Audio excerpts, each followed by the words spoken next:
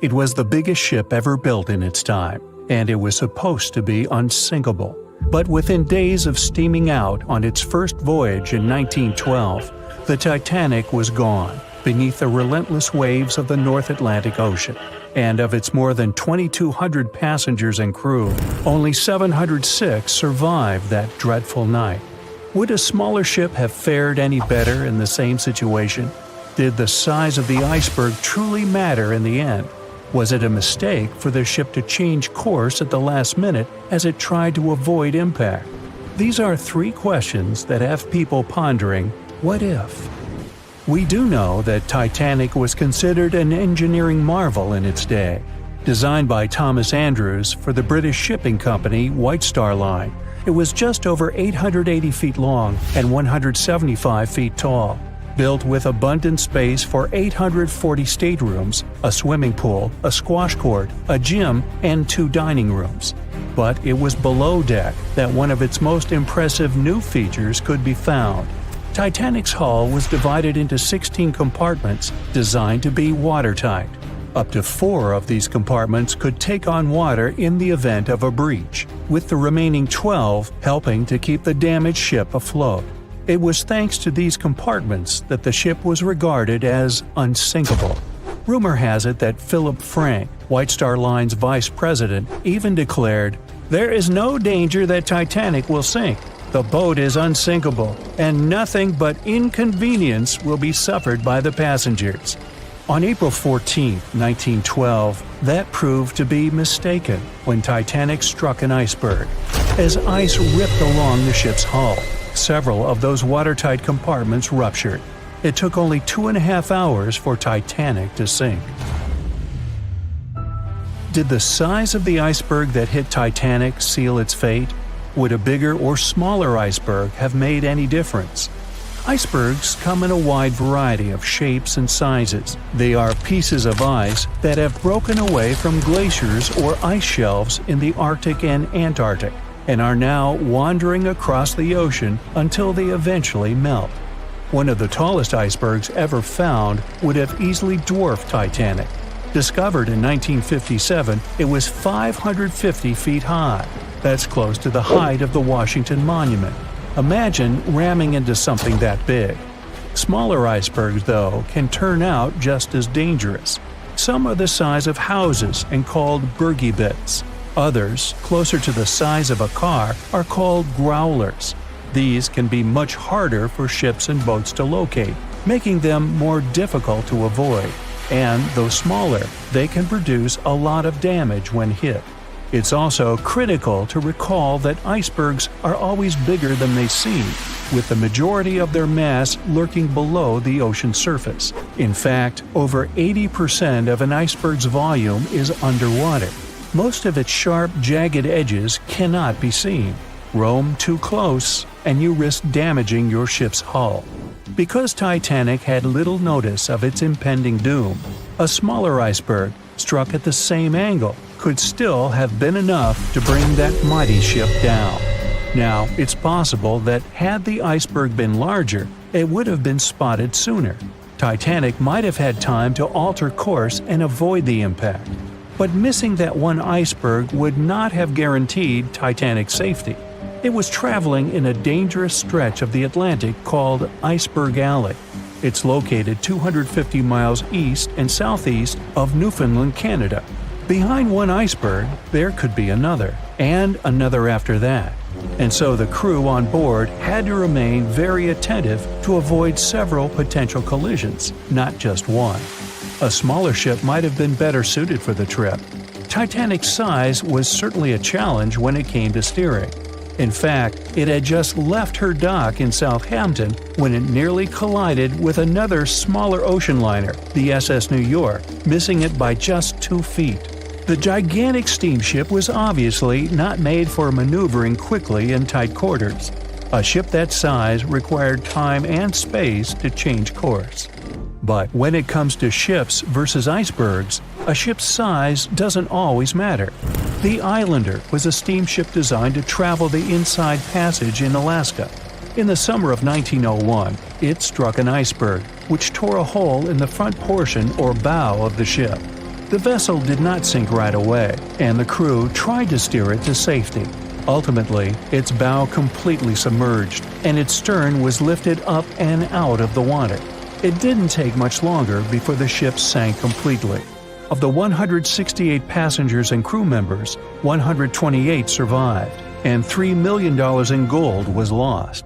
Islander had a 240-foot hull, making it almost a quarter of the size of Titanic, and that smaller size didn't seem to be much help in preventing a collision with an iceberg. And then there was the Hans Hedtoft in 1959. Also known as the Little Titanic or the Danish Titanic, it was referred to as the safest ship afloat. It was 272 feet long with 95 people on board. Much like the real Titanic, the Hans Hedtoft was specifically engineered to handle most of what the sea could throw its way. Along with its double steel bottom, it also had an armored bow and 7 watertight compartments. How could such a ship sink? But it could, and it did. It was on its first voyage, returning to Copenhagen, when it ran into trouble. On January 30th, it hit an iceberg. An SOS was sent, but when the Johannes Cross arrived to help, the Hans Hedtoft was nowhere to be found. The only evidence of the ship's existence was a lifebelt that was washed ashore in Iceland 9 months later. Again, the ship's smaller size didn't work in its favor. A smaller size of Titanic wouldn't have guaranteed a safe voyage in 1912. The final what-if concerns the last-minute choice when the iceberg was spotted and the alarm sounded. First, Titanic could attempt a complete stop. But this wasn't an option, as the ship needed a half a mile to come to a halt, and the iceberg was a mere 900 feet away. Second, the Titanic could attempt to avoid the iceberg by steering away from it. This is what the captain ordered, but the attempt was unsuccessful, resulting in a deep gash across the ship's hull. The final option? To hit the iceberg head-on. Would this have made any difference? The answer is an intriguing maybe. Some think a head-on collision would have saved Titanic. In this scenario, the collision would have limited the damage to the very front of the ship, instead of the iceberg tearing through the hull and compromising several of the watertight compartments. Only 4 of the compartments would have been breached. This meant the others could do their job of keeping Titanic afloat. The ship could be stuck, unable to move, but it would remain above water until help arrived. This would provide a ship like Carpathia enough time to reach the scene of the accident and bring the people on board to safety. One of the Titanic's designers, Edward Wilding, made a similar claim during an inquiry into the sinking. He argued that most people would have survived a head-on crash, and that Titanic itself would not have sunk. Others disagree, though. First, the special bulkheads on Titanic were designed specifically to protect the ship against collisions with other vessels, not with icebergs.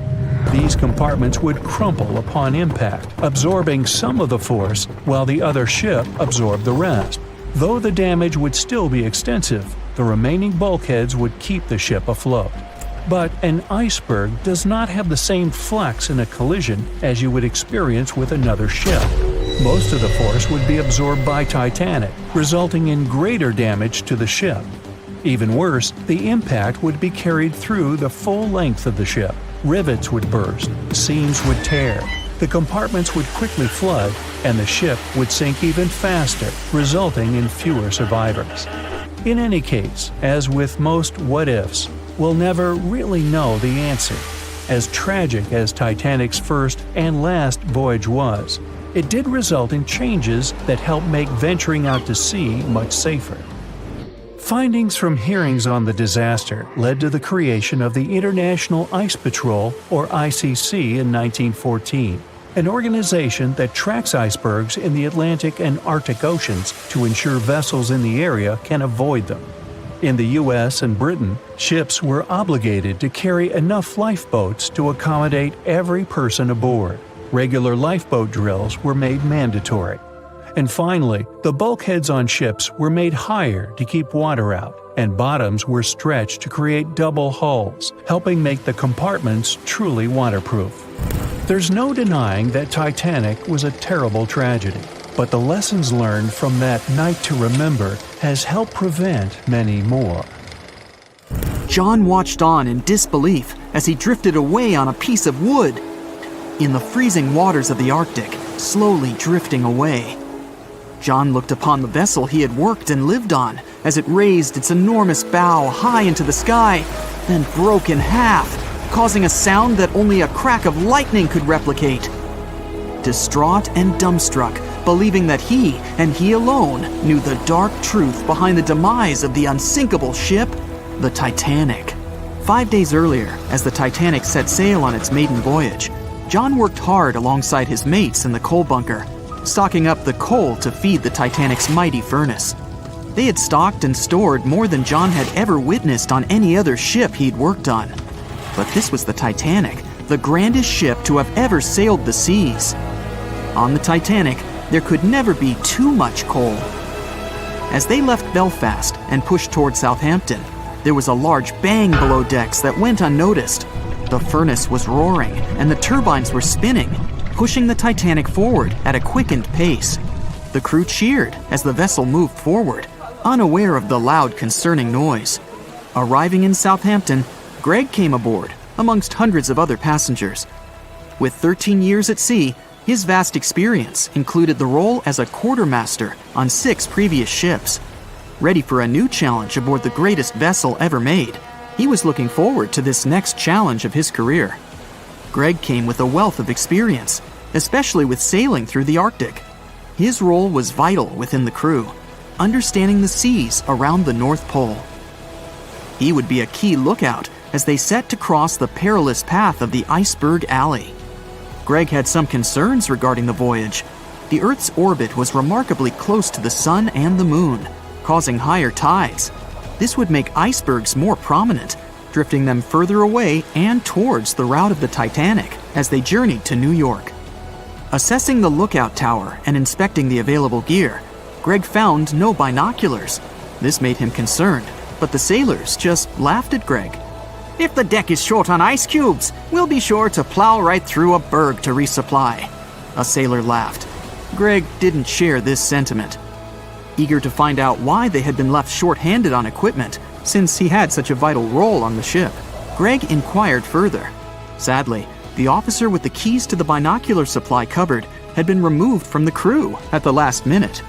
Greg couldn't believe something of this importance had been overlooked.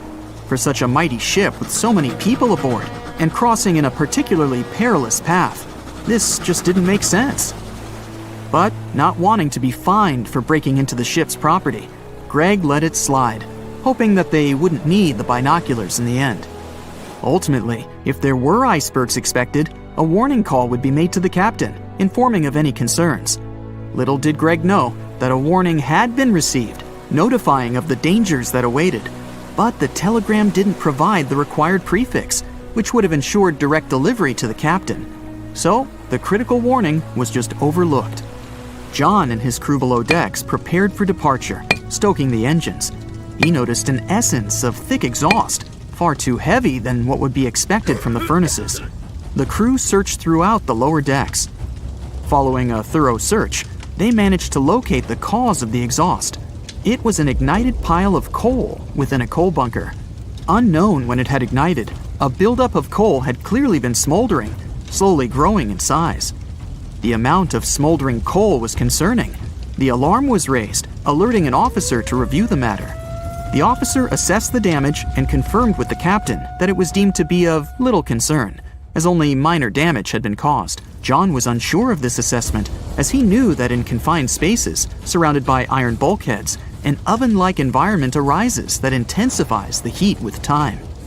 But the Titanic would power forward, making no sense to John as they had only just departed from Southampton. He was sure they would have turned back. John and his crew were ordered to shovel the already lit coal into the furnace and continue shoveling until all the smoldering contents would be contained. It was a possible but painstaking task that could take the entire journey. The continuous intake of coal would ensure the turbines would spin at a constant, accelerated pace, not what the Titanic was designed for.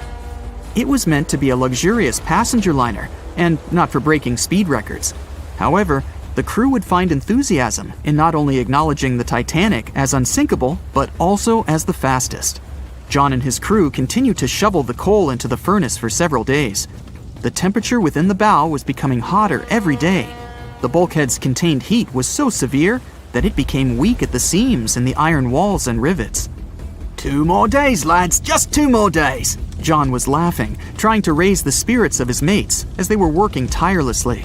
But as they were all laughing, joking, and looking forward to dry land, they unknowingly approached their final destination. The Titanic was speeding through the calm sea. Greg looked ahead, above in the lookout tower, keeping a keen eye out as they were in iceberg territory now. Even though the way seemed clear, false horizons could occur, creating confusion about how far objects in the distance truly were. As they were traveling in the Gulf Stream waters into the colder Labrador Current, air columns cooled from the bottom upwards, creating a thermal inversion. This incredibly high air pressure ensured fog wasn't present, providing a deceptively clear outlook.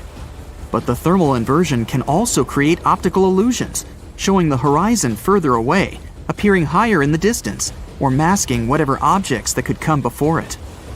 These false horizons could easily hide any icebergs that could be approaching.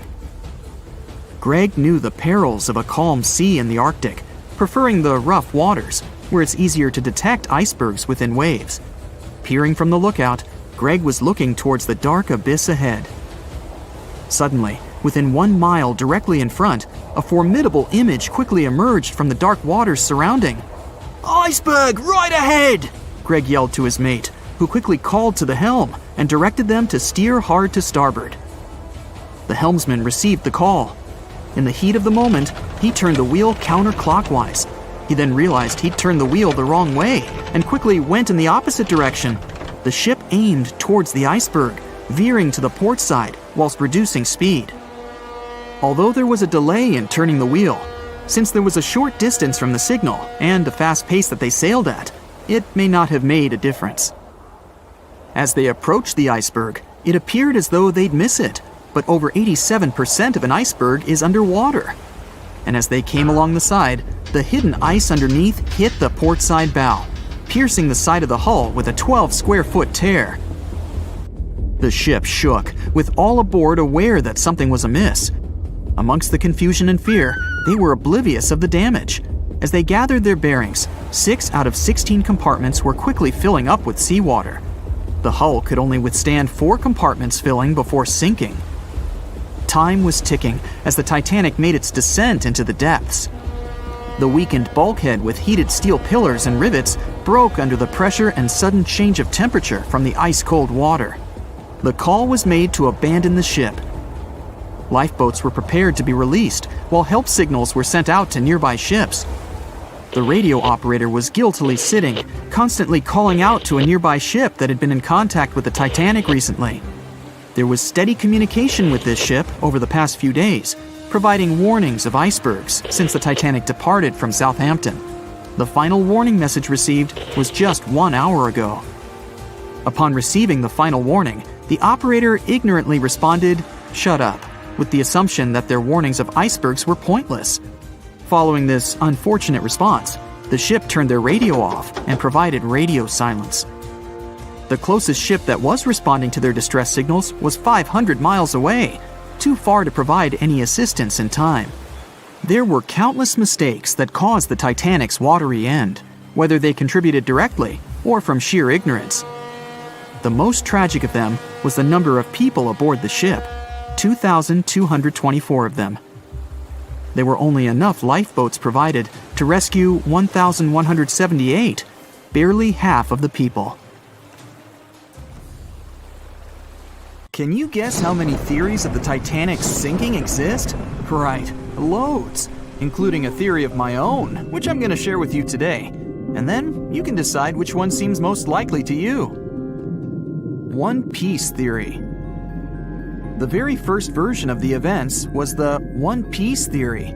It's very simple and basically claims that the sinking happened without any breakups. 2:15 a.m., the ship collides with an iceberg. 2:18 a.m., the lights go out. The ship reaches an angle of 45 degrees and then quickly begins its final plunge into the ocean depths. 2:20 a.m., only about 3 minutes later, the RMS Titanic disappears under the surface of the ocean for good. The liner doesn't break, it just goes down as a whole piece.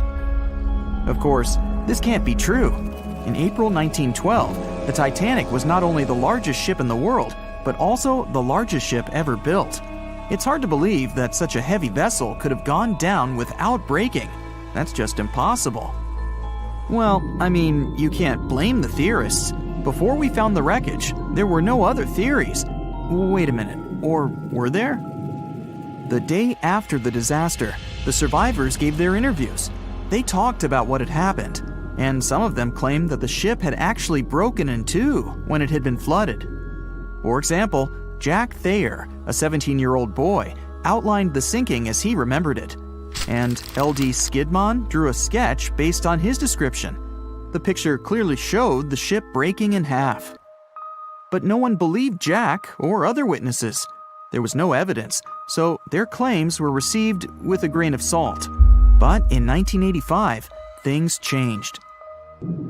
First breakup theory. That's when Robert Ballard found the wreckage of the Titanic in the depths of the ocean. When people saw the wreckage, it became clear that Jack and the other survivors had been right. The Titanic did indeed break in two when it sank. So it's time for a new theory. 2:15 a.m. The keel breaks, the starboard list eases, and the hull continues to bow and crumble. 2:17 a.m. The galley sections break off. The towers immediately drop under their own weight. The lights go out. The stern is pulled into the air. The bow breaks off and starts sinking. The aft is barely hanging on to the starboard side of the stern section superstructure. The stern section slowly lists over to port as it begins sinking again. It rises up one last time and pivots in a semicircle as it sinks. It all sounds pretty convincing, right? But people began to find plot holes in this theory. For example, the Titanic couldn't have held together until it reached such a high angle. The breakup would have had to begin much earlier. This only meant there was still a vast field for research and speculations. So people started to come up with their own possible scenarios. How about we look first at the ones no one likes? V-brake and Aaron 1912 V-brake. According to the first breakup theory, the Titanic reached a high angle, and the weight of its unsupported stern caused it to crack from the top down. But it's physically impossible. So, are there any other ideas? In 2006, Roger Long, a naval architect, decided to research a so-called V theory. 2:17 a.m. The breakup begins at a shallow angle, perhaps as little as 11 degrees. The upper structure fails and starts to crack. At this moment, only its double bottom is holding the Titanic together, but it starts to bend under the strain too, failing the ship. Water is pouring through the crack.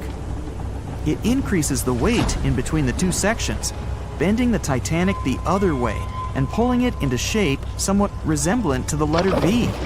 The upper decks get mangled and bent together. The bow heads for the bottom, and the stern is the last to sink. This theory has since been disproven many times, though. Roger Long believed it because the broken edges of the upper decks in the Titanic's bow section were all mangled and crushed. However, we have learned that it happened because of the so-called hydraulic downburst, the force of the water crashing into the deck as the Titanic hit the ocean floor. Another V-brake theory states that the bow had risen out of the water after the break. This theory was mainly peddled by one former Titanic enthusiast. But not only has this theory been proved to be physically impossible due to the bow's incredible mass, it was also inspired by incorrect information. Remember Jack Thayer? Well, it was based on his sketch and the words of a couple of passengers. But the truth is, none of them had ever seen the Titanic break down like this. Jack himself even stated in an interview that the sketch was completely out of context to what he had actually seen. It was drawn by a passenger on the Carpathia, the ship that received the Titanic's distress signal and came to its aid. It couldn't be used as evidence. Now that we know this, let's move on to the theories that most people believe in. James Cameron's banana peel theory. Who hasn't seen the legendary movie about the Titanic, right? It became the leader of the 70th Academy Awards ceremony in the number of nominations and awards, and deservedly so. But did you know that James Cameron had been interested in the Titanic for many years and studied the ship's history? His books and research are very detailed, and he even came up with his own version of the events. It's called the banana split theory, and this is actually what you could see in the movie. Here's how it goes. The Titanic reaches a 23-degree angle and fractures down to the keel. The double bottom acts as a hinge as the stern falls down. When the double bottom fails, the bow and the stern separate. The stern lists to port, standing vertically, and then begins to go underwater. This theory is the most scientifically accurate one, along with Roy Mengat's theory. Wait, who's Roy Mengat? Mengat theory. Roy Mengat was an engineer who came up with the most plausible theory for the time being. 2:17 a.m. The lights go out on the Titanic. At this moment, the ship is at an angle of 20 to 23 degrees. Suddenly, the vessel snaps in two just around the third funnel. It causes the stern to settle into the water. The keel fails first. The draft and lower hull are crushed and break apart. Water surges into the bow and stern of the ship through the huge cracks, causing the bow section to sink beneath the waves. The stern rises up to the angle of 70 to 90 degrees, and then it sinks too. This theory seems to make the most sense, but it's quite controversial. The survivors who saw the breakup stated that the stern had settled back with the bow completely missing. Mengat's theory, however, contradicts that statement, while James Cameron's scenario takes this into account. Are you thinking what I'm thinking? The truth must be somewhere in the middle. My version. Now, as promised, I'll provide you with my version of the events. Well, it's not really my theory, more like a combination of Roy Mengat's and James Cameron's ones. I believe that James Cameron was right about the breakup. 2:17 a.m. The ship is at a high angle. The lights go out. Then it snaps into two pieces. The bow starts sinking. The double bottom is still attached to the stern for a minute or so. Once the double bottom fails, the two parts separate and the bow goes down. Then, as Mengat said, the stern rises up at a high angle, and then it begins to sink vertically. It might have actually happened because the survivors stated that they had seen a clean break. This means it couldn't be hidden. And they had also seen the stern staying vertically in the air for a long enough time, probably a few minutes, before disappearing. Anyways, all of these are just speculations. Regardless of how the Titanic broke apart and sank, it was a great tragedy. It's already been 110 years since the Titanic collided with an iceberg and sank. Did you know that in 2022, the Blue Star Line Company is completing the construction of an exact replica of the Titanic? Called the Titanic II liner, the ship will be sent sailing along the same route with 2,400 people on board. Let's hope that everything goes well for them. April 14, 1912. The dark night was filled with horrible sounds of a giant metal vessel breaking into two. The largest ship of that time collided with an iceberg that was on its way. The Titanic, one of the biggest stories of the 20th century that people still talk about. The starboard side of the giant vessel brushed up against the iceberg. It was 11:40 p.m. when things started going wrong. This iceberg caused enough damage for at least 5 watertight compartments in the hull to start filling with water. The crew immediately began a brief investigation to see if they could do anything and fix things. They had no one to rely on, all alone in the darkness of the cold night, far away from the land. the North Atlantic Ocean, around 400 miles south of Newfoundland, Canada. They needed time to figure out how to bring people to safety. They had some time, true, but not enough. If you watched the movie, you know the ship didn't plunge immediately after the icy doom had happened. The whole process lasted a good 2 hours and 40 minutes. But the situation was hard. There were 2,200 people to take care of, including crew and passengers, and things happening on the ship were chaotic. The chief designer, Thomas Andrews, soon realized they wouldn't be able to stay afloat. By midnight, the entire crew had begun preparing the lifeboats for launch. They had 20 boats with space for only 1,178 people, which was just a bit more than 50% of the people on board. The order was to get women and children to safety first. Crewmen were there to row and guide the boats. The scene over the next 2 hours gradually started escalating. The crew members had a task to wake up passengers and warn them something bad was happening. They wanted to place them into a fleet of lifeboats as soon as possible. At 12:15 a.m., some crew members sent out a distress signal. A steamship called Frankfurt was among the first ones that received the message and responded, but they were about 170 nautical miles away. Some other ships also got the message and offered their assistance, but sadly, they were too far away as well. At 12:20 a.m., the Cunard liner Carpathia got a distress signal from the Titanic and changed its course right away. They were 58 miles away at the time, and it would take them more than 3 hours to get there. 20 minutes later, the crew was lowering the first lifeboat. It was carrying only 27 passengers, although it had room for 65.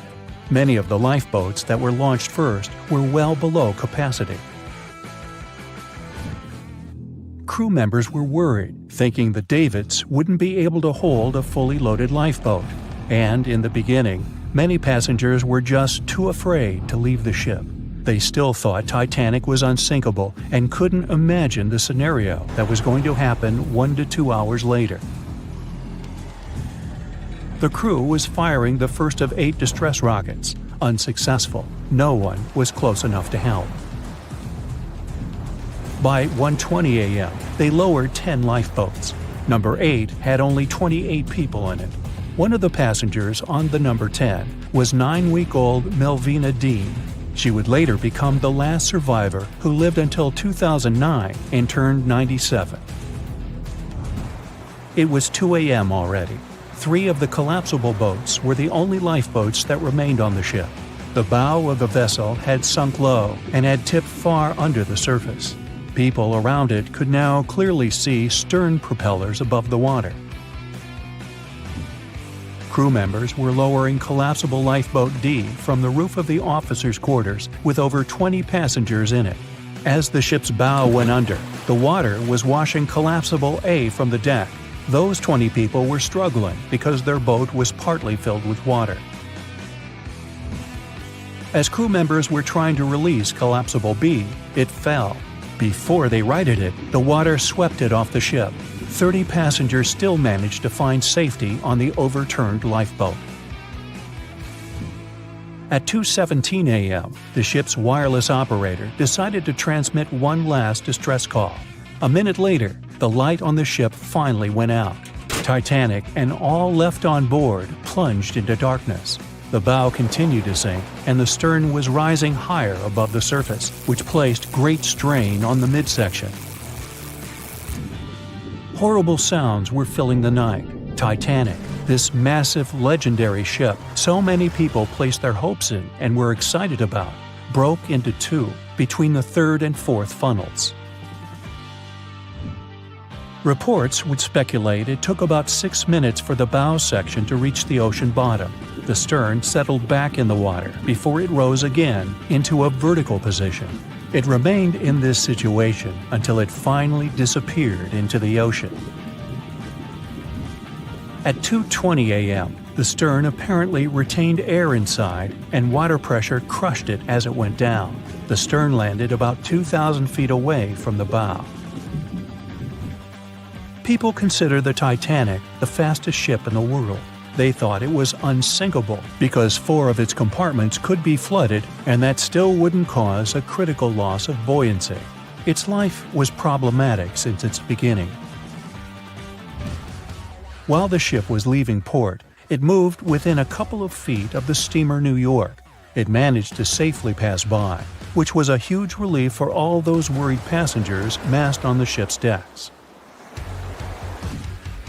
Titanic sailed off on the 10th of April. Its first journey was across the highly competitive Atlantic route. On the launch day, the Titanic became the biggest movable object in the history of humankind, 882 feet long, 92 feet wide. Not that big if you compare it with today's ships. The biggest cruise ship in the world today is Royal Caribbean's Symphony of the Seas, which is roughly 5 times the size of Titanic. If you put that ship in a vertical position, it would be nearly as tall as the Empire State Building, which is 1,250 feet without antennas.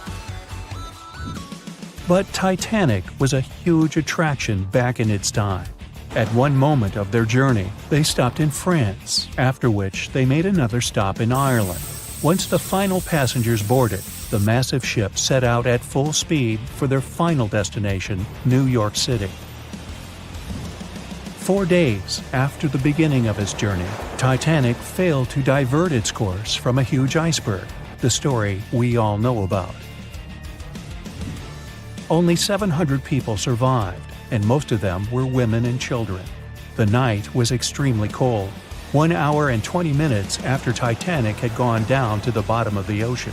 Survivors weren't even sure someone was coming to save them. Finally, they saw the light.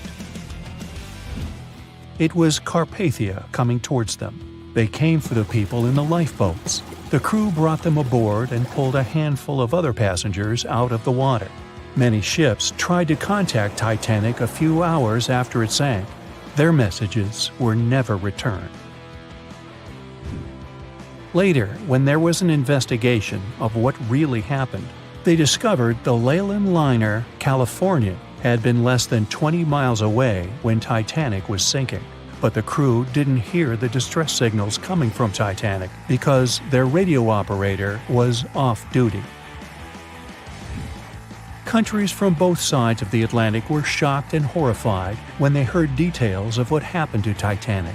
They decided to make changes to ship operations, rules that would help avoid such events in the future. They held the first International Convention for Safety of Life at Sea, where they adopted rules for every ship to have lifeboat space for each passenger on board. Also, lifeboat drills became mandatory. They also decided to establish an international ice patrol. Its main role was to monitor icebergs in the North Atlantic shipping lanes. Ships also needed to maintain a 24-hour radio watch. Titanic wasn't built alone. Because of the size of this magnificent ship and all the new equipment it required, it would have been too expensive as a one-off. So the team built the Titanic alongside 2 sister ships, and both of them had eventful lifetimes.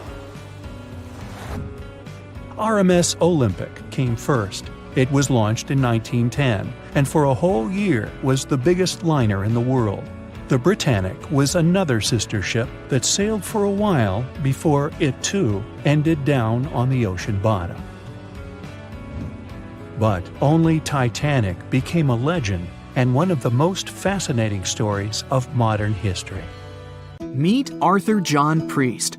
No, he isn't famous for being a painter or for discovering some long-lost treasure. He didn't invent some cool gadget or break any world records. No, Arthur John Priest is famous simply for being unsinkable. Proving one can be both lucky and unlucky at the same time, Priest was involved in and survived several mishaps at sea, including the fateful maiden voyage of the Titanic. Priest was not a rich man interested in sailing for pleasure. He was part of the working class, employed as a stoker or fireman, stuck for hours within the hot bowels of large steam-powered vessels. His job was dirty and difficult. He was responsible for keeping the furnaces lit, feeding them coal to ensure enough steam was produced for the engines to work. He had to be careful about not overheating the system or setting fire to the whole ship. The furnaces had to be carefully watched and constantly fed. He breathed it all in a while, working and fighting with the sweat and the dirt. He would often work shirtless because of the heat and was always covered in black coal dust. And when he finally had a break, his shared living quarters were nearby in the same part of the ship. He must have been good at his job, though, because he had no trouble finding work.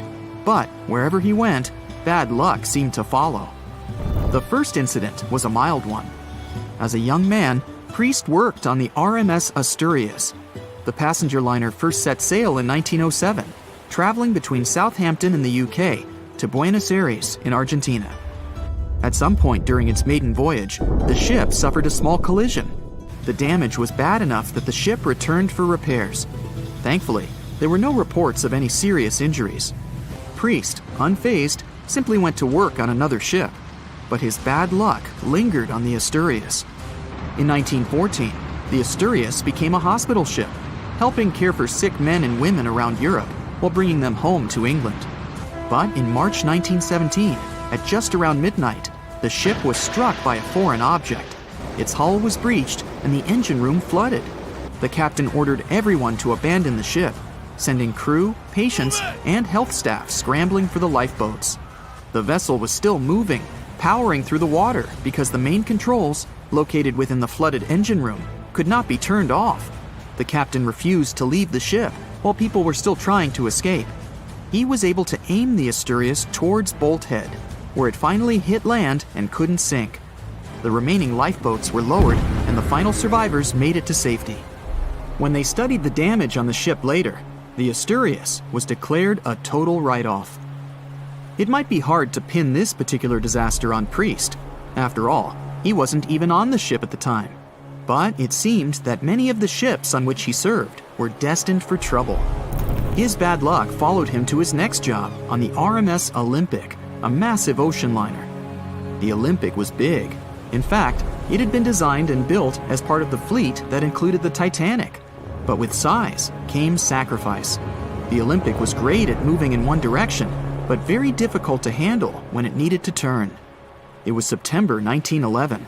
The Olympic was trying to alter its course. The Hawk, a smaller ship sailing nearby, didn't give the larger vessel enough room to maneuver, and the two slammed into each other. Because the Hawk was engineered to deal with potential confrontations when out at sea, its reinforced bow tore through the Olympic. Two large gashes appeared on the ocean liner's side. The propeller shaft was badly twisted, and worse, the ship began to take on water. Somehow, the Olympic made it to shore without sinking, and nobody was seriously hurt. Priest had no idea that this was just a small taste of what his future held for him. He next found employment on a brand new ship, a better ship, an unsinkable marvel that was said to be the biggest vessel to have ever been built. Yes, he was going to work on the Titanic. And what a job! It took 29 boilers, requiring 850 tons of coal a day to produce enough steam to power the Titanic. Priest was just one of 150 stokers toiling away in the ship's underbelly, keeping those fires burning day and night. He made around $30 a month. But on April 14, 1912, he would find himself flung from a world of extreme heat to one of blistering cold. At approximately 11:35 p.m., the crew spotted an iceberg. The Titanic tried to avoid it, but the alarm had been sounded too late. 5 minutes later, the two collided. The iceberg tore through the hull, and the once watertight compartments inside were badly ruptured. As the cold Atlantic water flooded in, the ship began to sink. Distress signals were sent, but the closest ship, the Carpathia, was over 3 hours away. In the dark of night and stuck in the middle of nowhere, the crew and passengers panicked. Those who could scrambled for the lifeboats. Others jumped into the icy waters. In total, only 706 survived that terrible night. Priest, at the time of the collision, was down in the ship's lower quarters. He was on break, relaxing from a hard day of work. And as the ship went down, so did his chances of survival. He and his fellow workers were in the most dangerous position on the ship. They had to make their way through a maze of corridors and gangways, some of which were flooded, in a mad dash to the deck. And then they faced the frigid water, jumping in and desperately swimming to safety. The ocean was so cold that Priest even suffered frostbite before finding his way onto a lifeboat. He was one of only 44 stokers to survive that night. After an experience like that, most of us would never set foot on a boat again. But Priest had to work. His next job also ended in disaster. He was offered employment on the HMS Alcantara. It went down in 1916, and Priest was again one of the few to make it to safety. He was badly wounded in the process. But he kept pressing his luck, and his next job as a stoker may have felt eerily familiar. He would be working on a ship built by the same people behind both the Olympic and the Titanic. And this ship, named the Britannic, was the biggest of the three. It was also believed to be a superior vessel, fitted with new safety features after the Titanic sank. For example, it had 48 open lifeboats, 46 of which were the largest ever used on a ship before. 2 of these were even motorized and equipped with special communication devices. The good news? The Britannic survived its first trip without incident. It was already doing better than the Titanic ever did.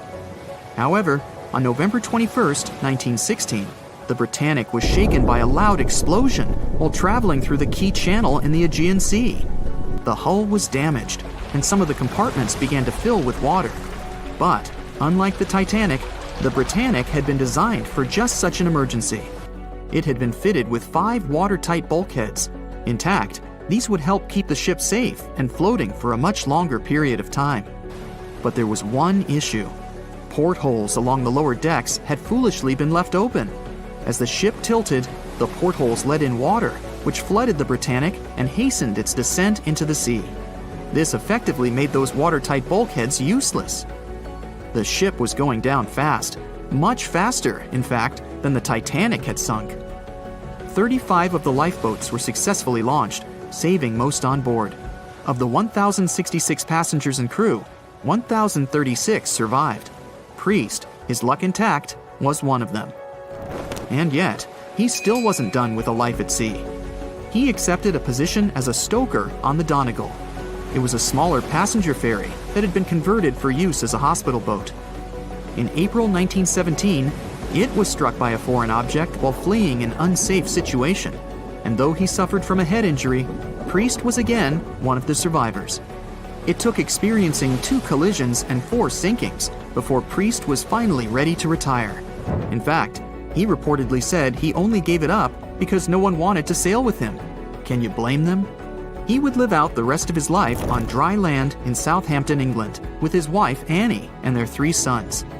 But Arthur John Priest would always be remembered as the unsinkable stoker. John watched on in disbelief as he drifted away on a piece of wood. In the freezing waters of the Arctic, slowly drifting away.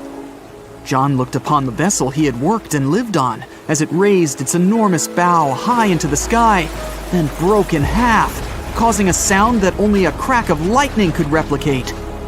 Distraught and dumbstruck, believing that he, and he alone, knew the dark truth behind the demise of the unsinkable ship, the Titanic. 5 days earlier, as the Titanic set sail on its maiden voyage, John worked hard alongside his mates in the coal bunker, stocking up the coal to feed the Titanic's mighty furnace. They had stocked and stored more than John had ever witnessed on any other ship he'd worked on. But this was the Titanic, the grandest ship to have ever sailed the seas. On the Titanic, there could never be too much coal. As they left Belfast and pushed toward Southampton, there was a large bang below decks that went unnoticed. The furnace was roaring and the turbines were spinning, pushing the Titanic forward at a quickened pace. The crew cheered as the vessel moved forward, unaware of the loud, concerning noise. Arriving in Southampton, Greg came aboard, amongst hundreds of other passengers. With 13 years at sea, his vast experience included the role as a quartermaster on 6 previous ships. Ready for a new challenge aboard the greatest vessel ever made, he was looking forward to this next challenge of his career. Greg came with a wealth of experience, especially with sailing through the Arctic. His role was vital within the crew, understanding the seas around the North Pole. He would be a key lookout as they set to cross the perilous path of the iceberg alley. Greg had some concerns regarding the voyage. The Earth's orbit was remarkably close to the sun and the moon, causing higher tides. This would make icebergs more prominent, drifting them further away and towards the route of the Titanic as they journeyed to New York. Assessing the lookout tower and inspecting the available gear, Greg found no binoculars. This made him concerned, but the sailors just laughed at Greg. "If the deck is short on ice cubes, we'll be sure to plow right through a berg to resupply." A sailor laughed. Greg didn't share this sentiment. Eager to find out why they had been left short-handed on equipment, since he had such a vital role on the ship, Greg inquired further. Sadly, the officer with the keys to the binocular supply cupboard had been removed from the crew at the last minute. Greg couldn't believe something of this importance had been overlooked. For such a mighty ship with so many people aboard and crossing in a particularly perilous path, this just didn't make sense. But not wanting to be fined for breaking into the ship's property, Greg let it slide, hoping that they wouldn't need the binoculars in the end. Ultimately, if there were icebergs expected, a warning call would be made to the captain, informing of any concerns. Little did Greg know that a warning had been received, notifying of the dangers that awaited. But the telegram didn't provide the required prefix, which would have ensured direct delivery to the captain. So, the critical warning was just overlooked. John and his crew below decks prepared for departure, stoking the engines. He noticed an essence of thick exhaust, far too heavy than what would be expected from the furnaces. The crew searched throughout the lower decks. Following a thorough search, they managed to locate the cause of the exhaust. It was an ignited pile of coal within a coal bunker. Unknown when it had ignited, a buildup of coal had clearly been smoldering, slowly growing in size. The amount of smoldering coal was concerning. The alarm was raised, alerting an officer to review the matter. The officer assessed the damage and confirmed with the captain that it was deemed to be of little concern, as only minor damage had been caused. John was unsure of this assessment, as he knew that in confined spaces, surrounded by iron bulkheads, an oven-like environment arises that intensifies the heat with time. But the Titanic would power forward, making no sense to John as they had only just departed from Southampton. He was sure they would have turned back. John and his crew were ordered to shovel the already lit coal into the furnace and continue shoveling until all the smoldering contents would be contained. It was a possible but painstaking task that could take the entire journey. The continuous intake of coal would ensure the turbines would spin at a constant accelerated pace, not what the Titanic was designed for. It was meant to be a luxurious passenger liner and not for breaking speed records. However, the crew would find enthusiasm in not only acknowledging the Titanic as unsinkable, but also as the fastest. John and his crew continued to shovel the coal into the furnace for several days. The temperature within the bow was becoming hotter every day. The bulkhead's contained heat was so severe that it became weak at the seams in the iron walls and rivets. "2 more days, lads, just 2 more days!" John was laughing, trying to raise the spirits of his mates as they were working tirelessly. But as they were all laughing, joking, and looking forward to dry land, they unknowingly approached their final destination. The Titanic was speeding through the calm sea. Greg looked ahead, above in the lookout tower, keeping a keen eye out as they were in iceberg territory now. Even though the way seemed clear, false horizons could occur, creating confusion about how far objects in the distance truly were. As they were traveling in the Gulf Stream waters into the colder Labrador Current, air columns cooled from the bottom upwards, creating a thermal inversion. This incredibly high air pressure ensured fog wasn't present, providing a deceptively clear outlook. But the thermal inversion can also create optical illusions, showing the horizon further away, appearing higher in the distance, or masking whatever objects that could come before it. These false horizons could easily hide any icebergs that could be approaching. Greg knew the perils of a calm sea in the Arctic, preferring the rough waters, where it's easier to detect icebergs within waves. Peering from the lookout, Greg was looking towards the dark abyss ahead. Suddenly, within 1 mile directly in front, a formidable image quickly emerged from the dark waters surrounding. "Iceberg right ahead!"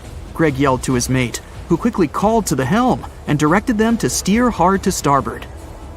The helmsman received the call. In the heat of the moment, he turned the wheel counterclockwise. He then realized he'd turned the wheel the wrong way and quickly went in the opposite direction. The ship aimed towards the iceberg, veering to the port side whilst reducing speed. Although there was a delay in turning the wheel, since there was a short distance from the signal and the fast pace that they sailed at, it may not have made a difference. As they approached the iceberg, it appeared as though they'd miss it, but over 87% of an iceberg is underwater. And as they came along the side, the hidden ice underneath hit the port side bow, piercing the side of the hull with a 12-square-foot tear. The ship shook, with all aboard aware that something was amiss. Amongst the confusion and fear, they were oblivious of the damage. As they gathered their bearings, 6 out of 16 compartments were quickly filling up with seawater. The hull could only withstand 4 compartments filling before sinking. Time was ticking as the Titanic made its descent into the depths. The weakened bulkhead with heated steel pillars and rivets broke under the pressure and sudden change of temperature from the ice-cold water. The call was made to abandon the ship. Lifeboats were prepared to be released, while help signals were sent out to nearby ships.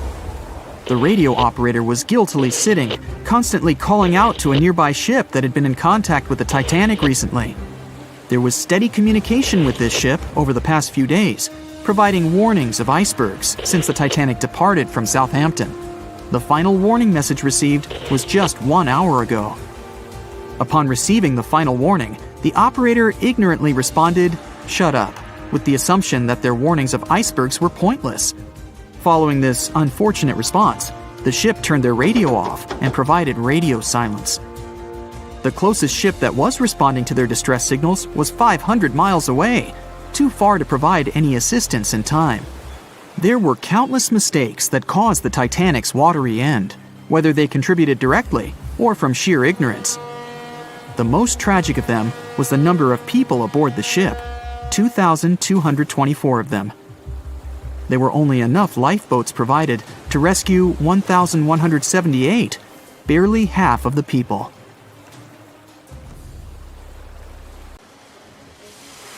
We've heard so much information about this terrible tragedy that happened on the night of April 14, 1912. What really caused the disaster? Could the Titanic passengers have been saved? Was the ship cursed? All these questions still remain unanswered.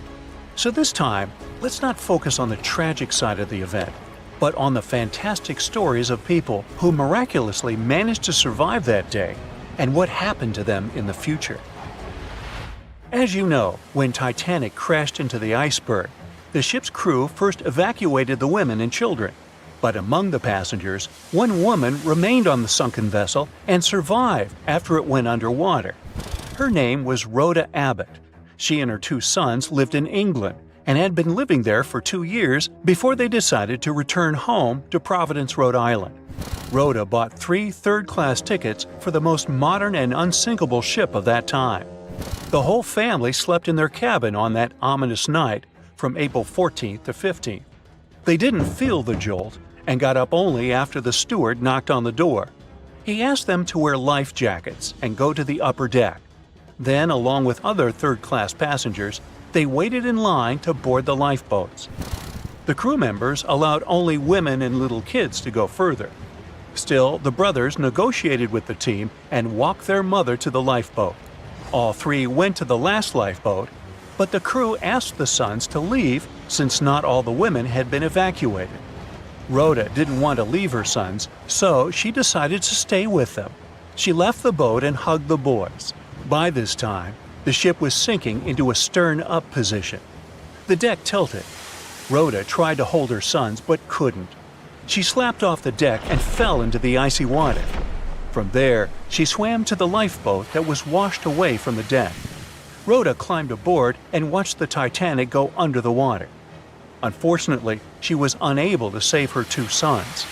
Besides her, there were 13 people in the boat. But in the end, no one except Rhoda survived. A few hours later, the ship Carpathia arrived and found a nearly frozen Rhoda in the boat. The vessel arrived almost 3 days later in New York, where Rhoda was hospitalized, and she lay there for about 2 weeks. Swimming in cold water caused her asthma, which remained with her for life. Later, she admitted that she hadn't regretted that she had refused to evacuate with other women because she got a little extra time to spend with her sons that night. Another survivor of Titanic was Violet Jessup. She boarded the ship not as a passenger, but as a working staff. She was hired by the White Star Line, which was looking for people to serve wealthy clients on the new luxury liner. And on April 10th, after an interview, Violet boarded the Titanic. The first days of work went as usual, but then the ship crashed into an iceberg. In the beginning, no one panicked and didn't even want to believe that the unsinkable boat could go down. But while the people on the upper deck were having these conversations, water flooded the ship's hold.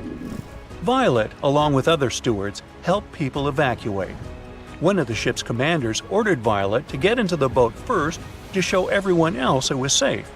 She obeyed and spent several hours there until rescuers came for the survivors.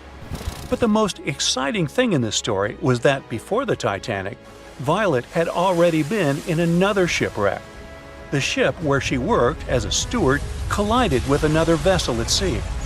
All the people were saved, and Violet got a job on the Titanic a few years later. But even after the famous shipwreck, she didn't change her profession and went to the Britannic Floating Hospital. And you know what? It also sank. Violet managed to survive for the third time, but this didn't scare the girl. After all these events, she continued her work on other ships. She survived 3 shipwrecks and got a name for this, Miss Unsinkable. One of the bravest passengers of the Titanic was the ship's chief baker, Charles Jogan.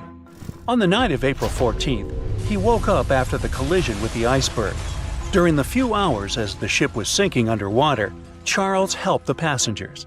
First, he ordered his bakers to supply all rescue boats with food, then helped the crew evacuate the passengers. He was one of the last people left on the ship when all rescue boats were on the water. But still, he continued to save people's lives. Charles started to throw deck chairs overboard so people could hold on to them. Then, when half of the Titanic went down, he lowered into the icy water, where he noticed a capsized rescue boat. Charles boarded it and waited a few hours until rescuers appeared. And the most incredible thing is that he was completely fine when the Carpathia arrived and found him. He had not even a scratch and wasn't at all hypothermic. Among the Titanic's surviving passengers was Margaret Brown, known as the unsinkable Molly Brown. She was visiting a friend in England with her daughter, but when Margaret found out her grandson was ill, she immediately bought a ticket to New York on board the Titanic.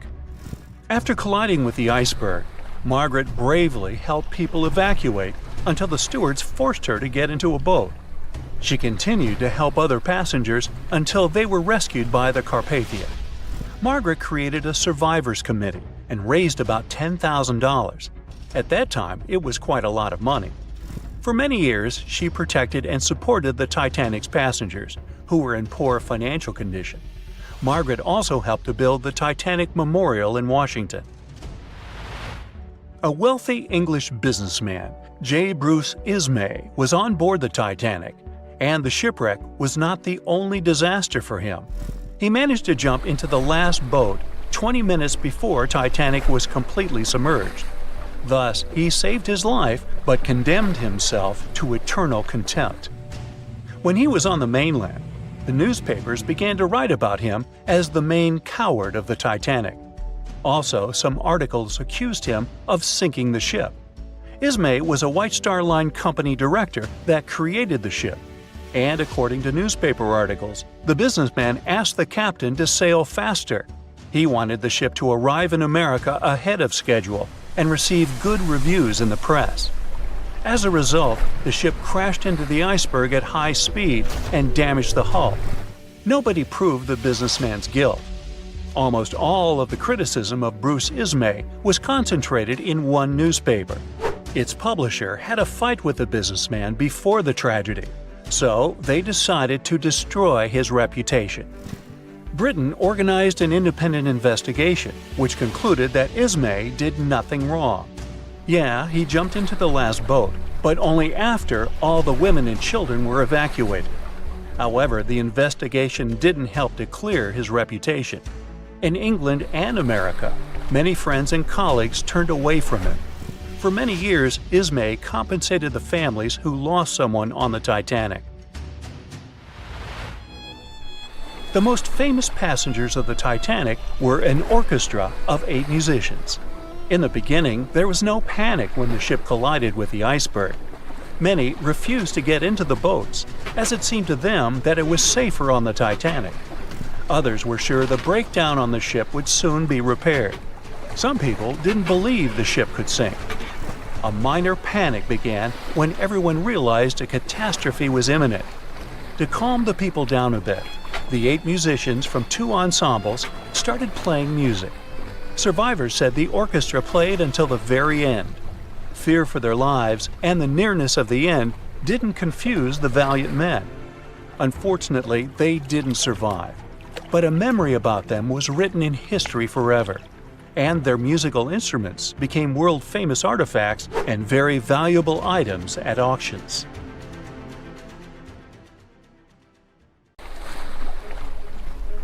The lookout shouts, "Iceberg right ahead!" The Titanic strikes the ice. Water starts flooding in. Third-class passengers are locked up. There aren't enough lifeboats for everyone. Panic sets in. Violins are playing. The ship sinks. Well, we all know the story of the movie Titanic like the back of our hand by now. But what if I told you that Hollywood lied to us? To tell the real story of what happened that freezing night in 1912, we need to rewind a bit. The lookout shouts, "Iceberg right ahead!" Yep, that part was true. Just before 11:40 at night, Frederick Fleet noticed something darker than the sea directly ahead. As the ship got closer, he realized it was an iceberg. The engines were quickly reversed and the ship turned sharply. Instead of hitting it head-on, Titanic scraped along the side of the berg, sprinkling ice on the forward deck. If you remember, in the movie, Jack and Rose are having a romantic moment when they feel the ship shudder after hitting the iceberg. Everything shakes as if they were in the middle of a light earthquake. Some real-life passengers reported feeling something similar after the impact, but according to Titanic survivor Frank Prentice, it wasn't exactly like that. He said there was no impact as such, and it all felt more like slamming on your car brakes. The ship stopped, and that was that. Some people even slept right through the collision, confirming that there wasn't such an abrupt impact. Mr. Prentice, curious about what had happened, left his cabin and went out to the deck. When he got there, all he could see was a little ice on the surface, not the towering iceberg that Jack and Rose saw. But as we all know by now, the real damage happened below the waterline, where the iceberg had a jagged spur that slashed a 300-foot gash in Titanic's hull. Once the crew realized how severe the damage was, they immediately began sending distress calls to nearby ships, asking for help. At some point in the movie, the radio operator goes to the captain and says there is only one ship nearby, the RMS Carpathia, which later ends up rescuing many passengers. But in real life, there were more ships around. It's believed that the SS Californian was only about 23 miles away. This ship might have actually seen the Titanic sinking, or at the very least, seen its rockets exploding high in the sky. Yet, for reasons we will never fully understand, they didn't try to help. Let's get back to the story. Now, people need to get off the ship. At 12:45, lifeboat number 7 was the first to be lowered, just like in the movie. Women and children were told to go first. But in reality, some women were hesitant and even refused to get into the lifeboats. Mr. Prentice said this happened mainly for 2 reasons. First, these lifeboats were high and passengers were terrified of the 70-foot drop from the deck to the ocean below. And second, most women didn't believe the Titanic would actually sink. It was called unsinkable after all. So the idea of getting into a lifeboat seemed pointless at the time. This mindset probably explains why Eloise Smith, a first-class passenger, recalled that there was no panic or chaos at first. Other survivors backed this up, saying that no women or kids were crying. But one thing that was indeed concerning, at least for the crew, was the possibility that the lifeboats might buckle under too much weight. This is one of the theories why the first few lifeboats left carrying only a fraction of their full capacity. Like lifeboat number 7, which only carried 27 people in it, even though it could hold up to 65. In total, Titanic had 20 lifeboats, which could carry about half of the 2,200 people on board that night. But that didn't happen. And now we know the passengers had no idea there weren't enough for everyone. As women were calmly getting into the first lifeboats, musicians headed up to the deck. Their only goal was to play and keep the passengers calm. That's a pretty well-known fact. But the real story is that some survivors said they never saw or heard the band. No violinists whatsoever. It's not like Hollywood misled you though. The musicians did play for over 2 hours after the ship had hit the iceberg. So maybe these passengers were just too panicked to notice the songs, or the musicians started playing later than we think. Now, it's time to talk about the terrible treatment that third-class passengers received. The movie portrayed the crew as cruel, locking the less fortunate below deck like animals, giving them no chance to reach the lifeboats and save their lives. But the official inquiry into the disaster suggested that wasn't true. I mean, yes, fewer third-class passengers survived compared to those in first and second class, but there were other factors at play. Many third-class passengers were reluctant to leave the ship, clinging to their belongings, and had a harder time making their way up from the cabins, which were at extreme ends of the ship.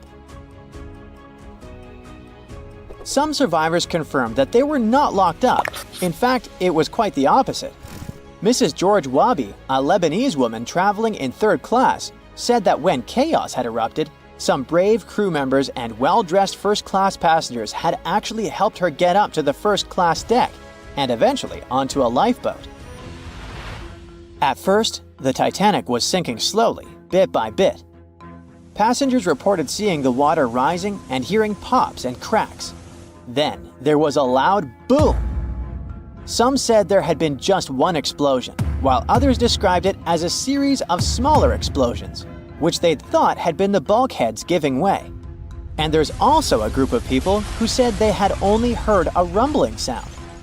So not everyone agreed on the sound they had heard, but one thing is a fact.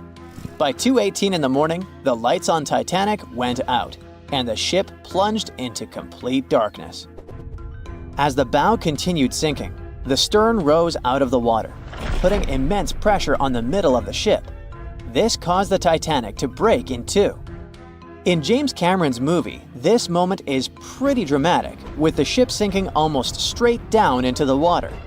But in reality, the break probably happened at a much lower angle, likely just below the waterline. Even so, it tilted enough that people couldn't stay on their feet and started sliding into the water. One interesting thing is that it wasn't until the wreckage was found in 1985 that it was finally confirmed the Titanic had broken apart. Up until then, survivors had given conflicting stories. At least 8 survivors claimed they had seen the ship split. Emily Ryerson, a first-class passenger, described it as if the Titanic had been sliced in half with a knife. But there was also a small number of witnesses that insisted Titanic had gone down intact. At the time, this theory was more accepted because most people still didn't believe that the supposedly indestructible ship could break in half. So why the conflicting reports? Okay, so what you don't see in the movies, for obvious reasons, is how incredibly dark it was when the tragedy happened. It was like being in a room with no light, where you can only make out shapes and shadows. That's what it was like on the lifeboats. This means passengers couldn't really see what was happening, and most of those who were close to the ship either lost their lives or were too focused on trying to survive to pay attention to the details of the wreck. Although James Cameron's film didn't fully capture how terrifyingly dark the disaster truly was, The 2012 TV series Titanic did a better job of showing the pitch-black horror of that night. Even then, the reality was much darker and more terrifying than either of these two productions could portray. It seems like we all cried watching the heartbreaking goodbye of Jack and Rose from the Titanic. Oops, spoiler, sorry. But the real-life stories from the sinking of the famous ship were no less touching. Joseph LaRoche was born in 1886 in Haiti to a wealthy family. He was growing up without a dad, but his mother was a self-made woman and a respected merchant. His uncle was the head of his country. Joseph was fluent in French, Creole, and English. At the age of 15, Joseph realized he wanted to become an engineer. There were no engineering schools in Haiti, so he moved to France to get his education. The journey took him a whopping 83 days. Still, in his student years, Joseph met Juliet in a suburb of Paris through a mentor. They soon became friends, and then it grew into something bigger. The couple decided to get married. There was only one problem. Joseph couldn't find a well-paid qualified job even after completing his studies because of racial discrimination. The intelligent young man realized he could do better. Plus, he needed to provide for his growing family. His third kid was on the way. His uncle back in Haiti promised he'd help Joseph secure a job as a mathematics professor. His mother was overjoyed that her son and his family would be living in Haiti. She bought them first-class tickets for the French liner La France as a reunion gift. But that liner had really weird rules separating parents from their offspring for meals. The LaRoches didn't want to leave their youngsters and make them feel sad on a trip across the ocean. So they decided to trade their first-class tickets for La France for second-class tickets for RMS Titanic's maiden voyage. The Titanic was all the hype, and it didn't separate families, so it looked like a great deal. They planned to change for another ship in New York that would take them straight to their final destination in Haiti.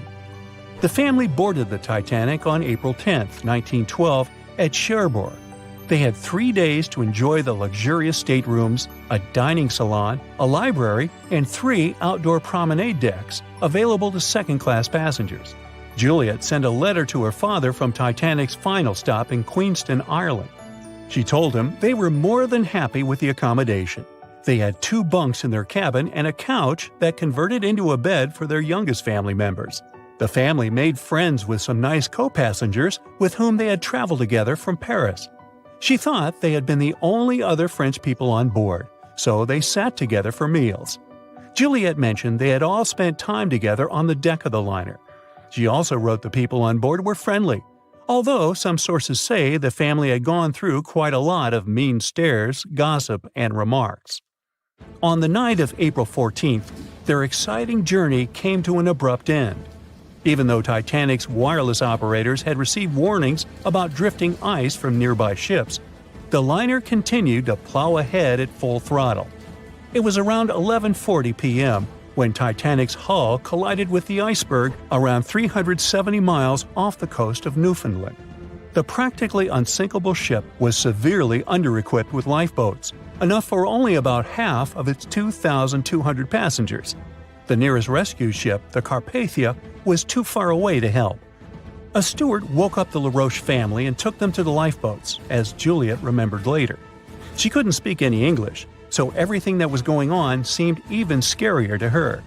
A little after midnight, the crew received the order to give priority to women and children when boarding the lifeboats.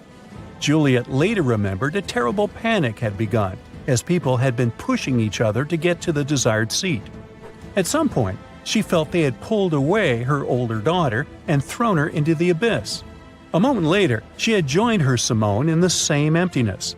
So, pregnant Juliet and her 2 daughters got spots in Lifeboat 14. But they had to say goodbye to Joseph as the boat was being lowered into the sea. He wrapped his coat around Juliet, saying she'd need it, and promised to get in another lifeboat and see her and the little ones again in New York. The 25-year-old Joseph LaRoche didn't manage to stay true to his word. In a couple of hours, Titanic sank underwater, taking the lives of almost 1,500 people. Joseph was one of them. Juliet and the girls were among the 700 survivors who had been rescued by the Cunard liner Carpathia several hours later. Once they reached New York, they were looking through the crowds of people, hoping to see Joseph again.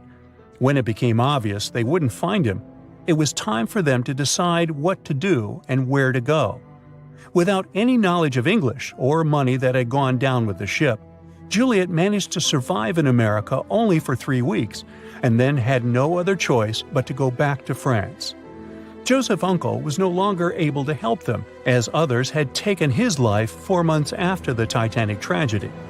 In December 1912, Juliet gave birth to a son who she named Joseph after his father. For the rest of her life, she couldn't get over the loss of her beloved husband. That's why she didn't like to speak about what had happened on Titanic and told her children not to mention it.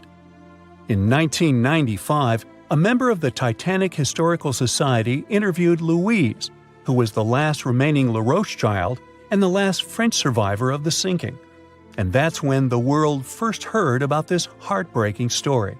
It inspired some plays and articles, but it never got the same attention as the story of other passengers. You probably remember the elderly couple going down together in their bed on the Titanic. It was inspired by Isidor and Ida Strauss. They were both born in Germany and emigrated to the United States as kids. They met in New York and got married 5 years later. Isidor started a china and porcelain business with his brother that grew into the glassware department at Macy's and turned them into multimillionaires. Isidor and Ida were well known in New York, not only for their wealth and charity, but also for their love and devotion to each other. In 1912, the couple decided to run away from the New York winters and headed for Europe. By that time, they'd already been married for 40 years. In early April, it was time for them to sail back home to New York. They normally traveled on huge German liners, but at that time, they couldn't resist the hype of everyone talking about that new luxury liner, the RMS Titanic. That's how they ended up in one of the first-class private suites at the top of the ship. The Strauss couple spent their evenings dining in front of a live orchestra in a hall filled with fancy furniture and expensive wooden paneling. On the night of April 14th, they felt a slight tremor and then left their private suite and waited for instructions from the crew. They told the passengers not to lose their passes, as they'd need them when everyone got back on board. But the ship was going under. The Strauss couple were standing next to Lifeboat 8. Mr. Strauss, who was 67 at the time, was offered a seat with his wife because of his age. He refused it, saying he was not too old to sacrifice himself for a woman. He wanted to wait and make sure no women and kids were left behind. Ellen Bird, Ida's maid, hesitated before getting on the lifeboat, but Ida told her to go. She took the easy decision not to leave her husband on the sinking ship. Ida took off her beautiful mink coat and handed it to her shivering maid, saying she wouldn't be needing it anymore. Isidor didn't manage to convince her to save herself, so they stayed together till the end. Some of the surviving first-class passengers later remembered they had seen the couple standing peacefully on the deck, holding hands, just waiting. April 14, 1912. A cold evening somewhere in the North Atlantic. On board the most modern and unsinkable ship, the Titanic, a dinner is held. 2 well-dressed men are sitting at one of the tables. One of them is a famous British journalist. He tells his interlocutor an interesting and at the same time terrible story. It all started about 1000 BCE in ancient Egypt. At that time, one woman was born in the city of Thebes. No one knew who she was or what she did, but she had a high social standing. Towards the end of her life, she was proclaimed a priestess in the College of Amen-Ra. Her body was embalmed, placed in a wooden casket, and covered with a massive lid bearing the image of a woman and mysterious inscriptions. She was buried in Thebes along with other people of the upper class. The mummy of this woman lay at rest for almost 3,000 years. The burial place had been carefully hidden. Around the first half of the 19th century, a group of locals accidentally discovered the ancient tomb. They disturbed the peace of the priestess. No one knows exactly what happened that day, but the mummy was removed from the casket and disappeared without a trace. A few decades later, a group of 4 wealthy friends from England came to Egypt for a trip across the upper part of the Nile. First, they went to visit the excavations of the Temple of Amen-Ra near the city of Luxor. There, they found the empty mummy case.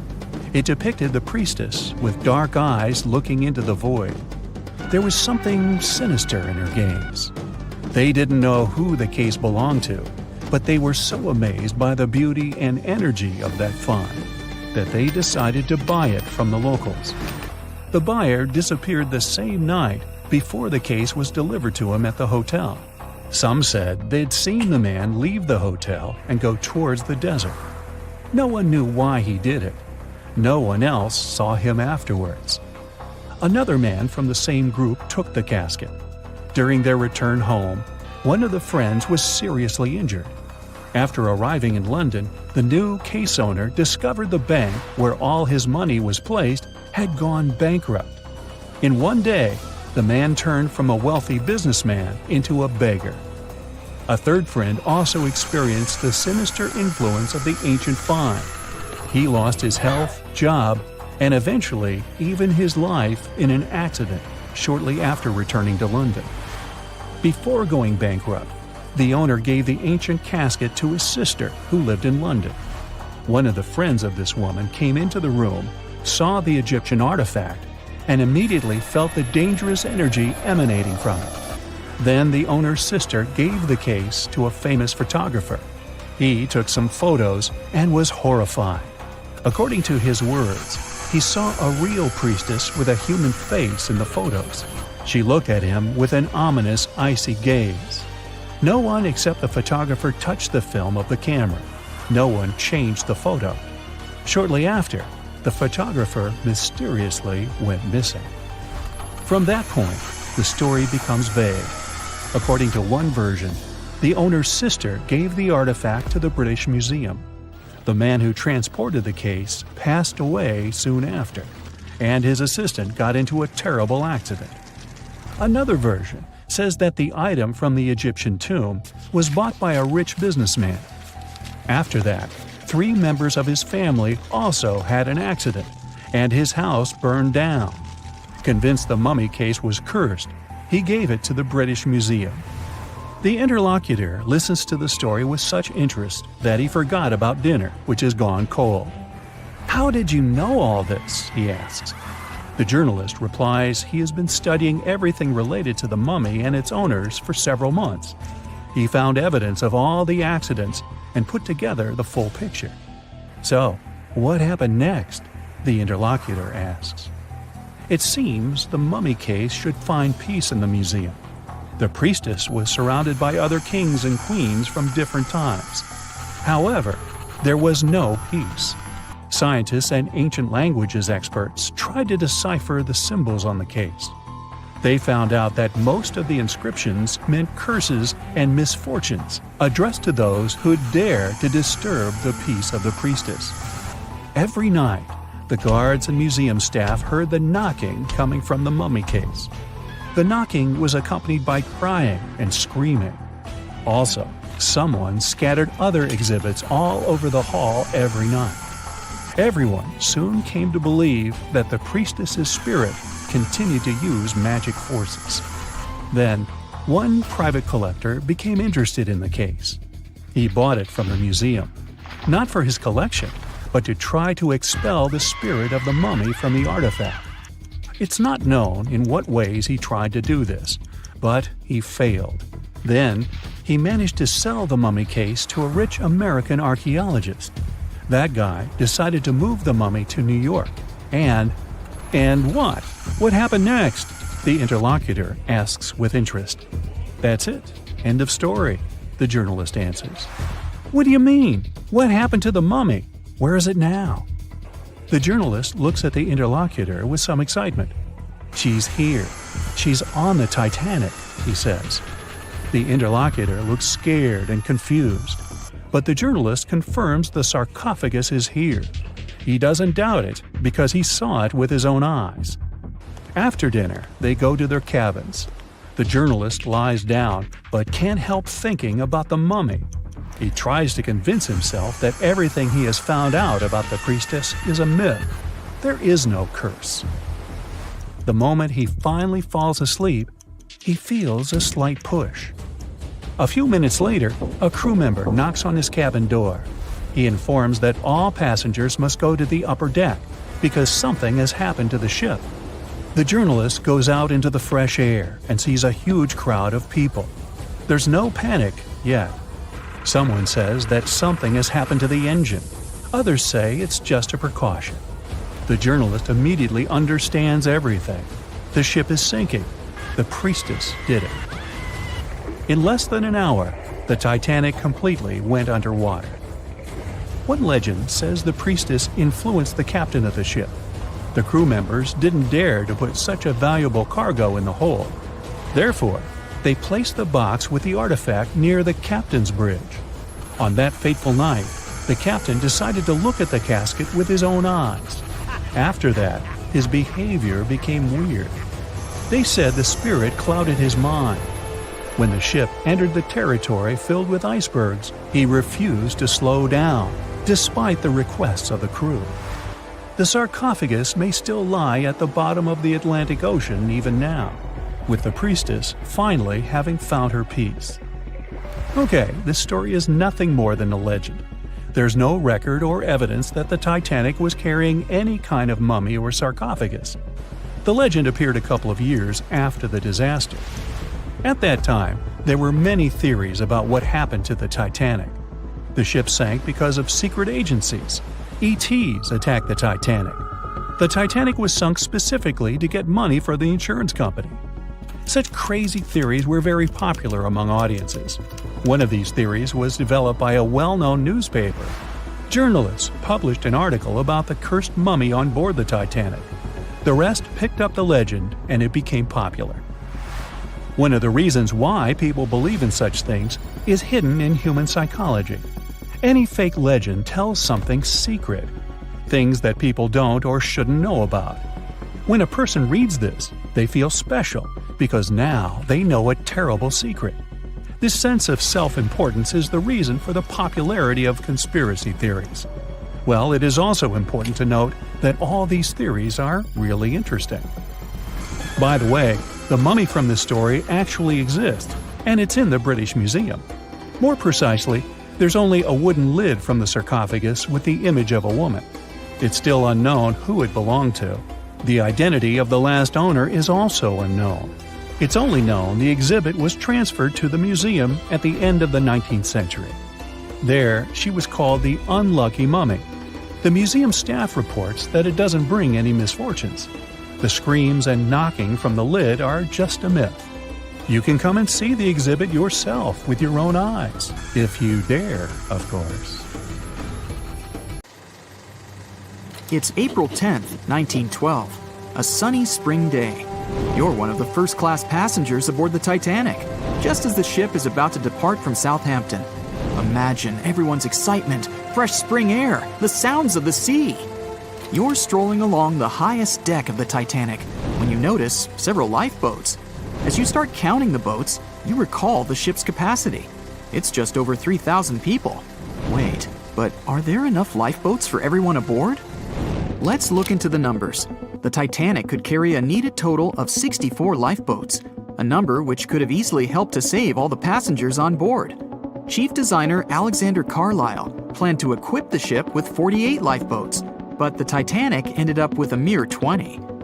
The fact that this number of lifeboats wasn't enough for all the passengers was not illegal at the time.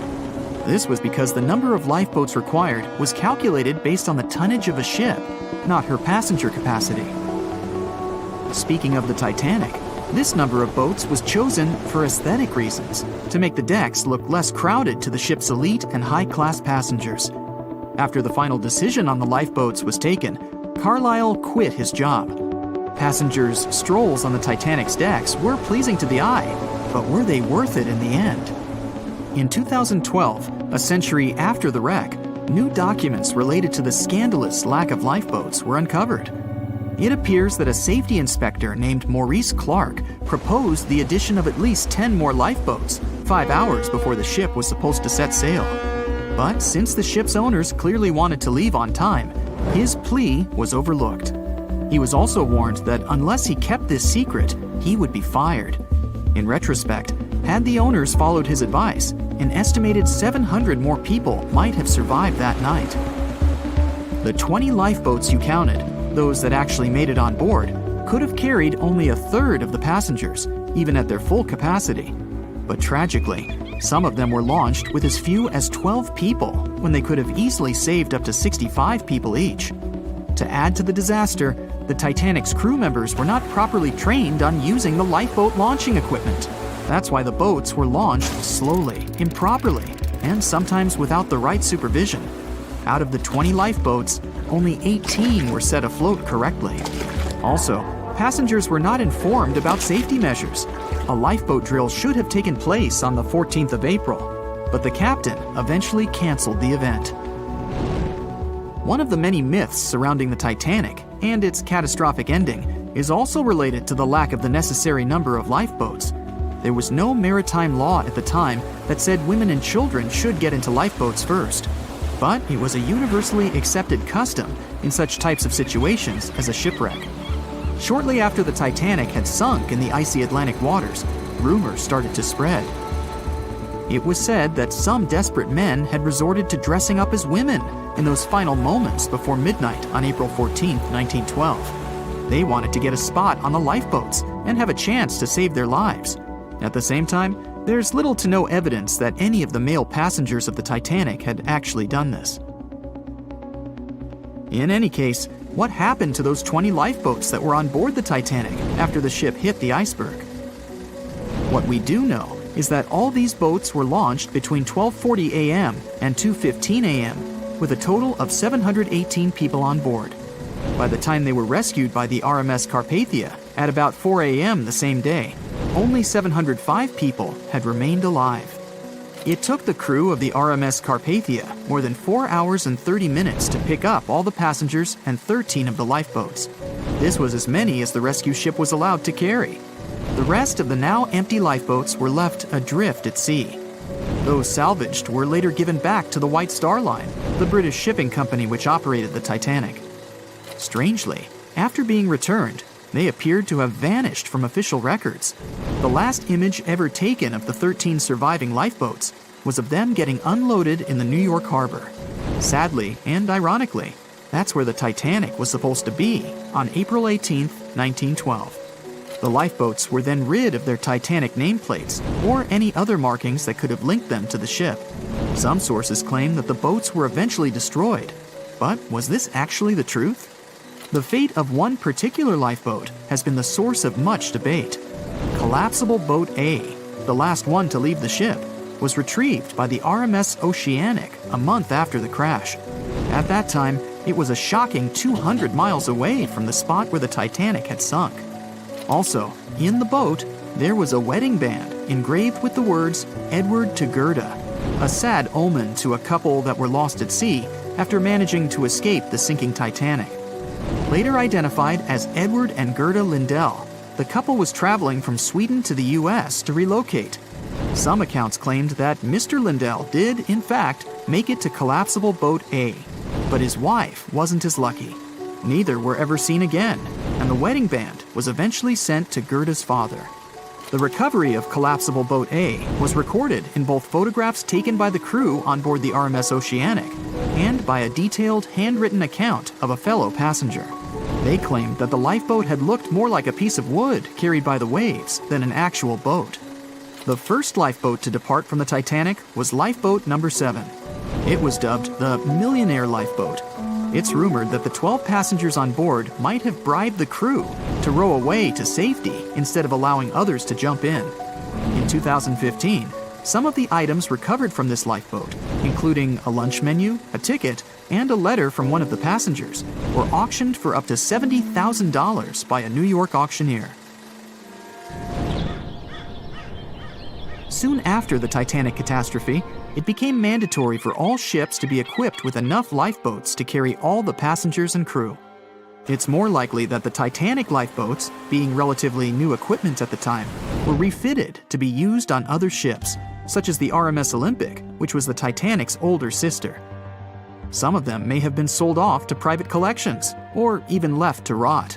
After all, they were seen as a source of bad luck, and most people were unwilling to use them again on other ships. Unfortunately, all the information about their whereabouts is hard to confirm now. No official statement from the owners of the lifeboats was ever given after their rescue. But although nothing appears to have remained of the original lifeboats, some full-sized replicas exist on display in museums in Falmouth, England, and Belfast, Northern Ireland. One of the few surviving White Star Line lifeboats did not, in fact, belong to the Titanic, but it did have a striking connection to the cursed ship. This boat is the restored Lifeboat 6 from the RMS Oceanic, which helped to recover Titanic's collapsible Lifeboat C. It was said to be owned by a private collector, but similar to the Titanic's lifeboats, we don't know anything about its location today. As for the nameplates and other identification marks of the lifeboats, the White Star Line seems to have kept them. Because some of these items were later auctioned and sold to interested collectors, even Rick Springfield supposedly got hold of one of the nameplates. One particular nameplate was already missing by the time the White Star Line employees had reached the lifeboats. It was the nameplate of Lifeboat Number 8, which had been taken by a sailor named Thomas Jones. He later gifted it to another Titanic survivor, the Countess of Rothes, along with a letter acknowledging the bond they formed on the night of the shipwreck. You can find other similar items on display in different museums, such as Larne Museum and Arts Centre in Northern Ireland, or Worcester City Art Gallery and Museum. To be fair, some experts claim that even if there had been more lifeboats on board the Titanic, there simply might not have been enough time to launch them all. That's how severe the impact was. Many researchers say that everything was happening so rapidly after the ship had hit the iceberg that it's astonishing that so many passengers managed to survive.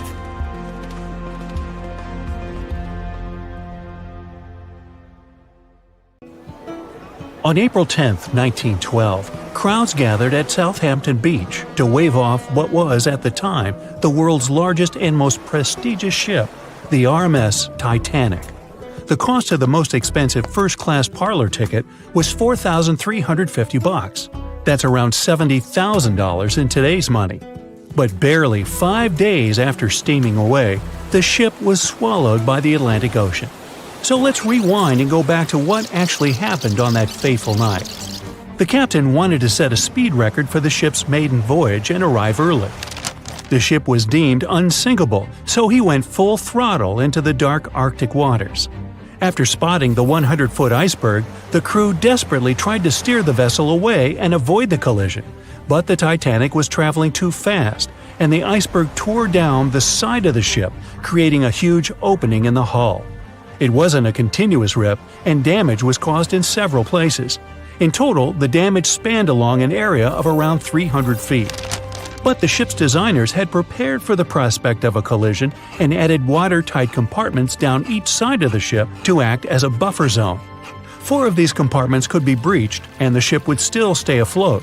But because the iceberg tore down the side of the Titanic, it ripped holes in 6 compartments. The compartments didn't extend up the total height of all decks and weren't actually sealed at the top. This is why, when more than 4 were flooded, water reached over the top of the bulkheads and filled the remaining compartments, causing the ship to sink into the ocean. Think of it as water spilling over an ice cube tray. But what if the collision was head-on? Would it still have sunk? Ships are designed with potential crashes in mind, and most vessels have collision bulkheads in the bow. Most of all, it's like your car's bumper or crumple zone. It's a safety feature that can withstand a direct hit. The bow could have taken some of the impact, and some experts have suggested that if it hit head-on, only 2 to 4 of the watertight compartments would have been flooded. So, in theory, the Titanic might not have sunk, and it might have even been able to continue sailing to its final destination at a much slower speed. The force of impact would likely have been huge, though. But although passengers would have been injured by the force, they'd have been able to stay on the ship to wait to be rescued by other ships, rather than being forced into the icy waters of the Atlantic. Still, one of the Titanic's designers, Edward Wilding, suggested that the force of the impact might not have actually been that big. He told the British Inquiry that lots of people scarcely felt the collision, and he believed the ship would not have sunk if it did hit the iceberg head-on. The ship was also designed with remotely operated watertight doors between all compartments, so any floods could have been quickly sorted out. Because Titanic had 6 breaches from the side collision, and because it happened so quickly, sealing the doors wouldn't have made a difference, as it was essentially impossible to save it by that point. The ship immediately began to flood, with water pouring in at a rate of roughly 7 tons per second, 15 times faster than it could be pumped out. So, while it sounds like the Titanic would have survived had the ship hit the iceberg head-on, this idea does come with some issues. First off, the collision bulkheads were designed to survive a crash with another ship, not a giant iceberg. If 2 ships collided, both would absorb some of the impact in their bulkheads, sharing the impact and likely staying afloat. But an iceberg is stationary, meaning that Titanic would absorb most of the energy from the collision. If Titanic hit head first, because of the speed it was traveling, the impact would have likely traveled down the whole body of the ship. Just imagine a 46,000-ton ship traveling at around 20 knots. At some point, it hits an iceberg that weighs what could be over 100,000 tons. This collision would likely create a powerful force causing massive damage to the vessel. It is likely that seams would split, staircases would come tumbling down, and rivets would burst open across the ship. All that would have potentially flooded even more compartments. This could have caused Titanic to sink in a matter of minutes rather than hours. But that's just the tip of the iceberg. As we all know, the biggest part of it is hidden underwater. So if Titanic had been traveling head-on, it's likely it would have hit the part of the iceberg below the water first, which would send it veering off course. Hitting an iceberg is not like hitting a brick wall. In this case, the ice under the water would have torn open the bottom of the ship and caused damage to the sides. Icebergs also aren't flat, solid objects. If a flat collision happened, the ship might have stayed afloat, but icebergs come in many shapes and sizes, from domes to wedges. Studies have also been done on the steel used to produce Titanic, and the tests show the metal was about 10 times more brittle than the steel we use today. The ship was built before we understood the effects of low temperature on steel. The old steel used to make the vessel would not bend when faced with freezing temperatures, but break. Recovered pieces of Titanic's hull plates show that the hull just shattered on impact. Hitting head-on would also cause a very severe and abrupt stop, so even if the ship hadn't sunk, there would still have been major issues. Think about when you suddenly hit the brakes on your car, or when the bus stops while you're walking down the aisle and you get flung forward.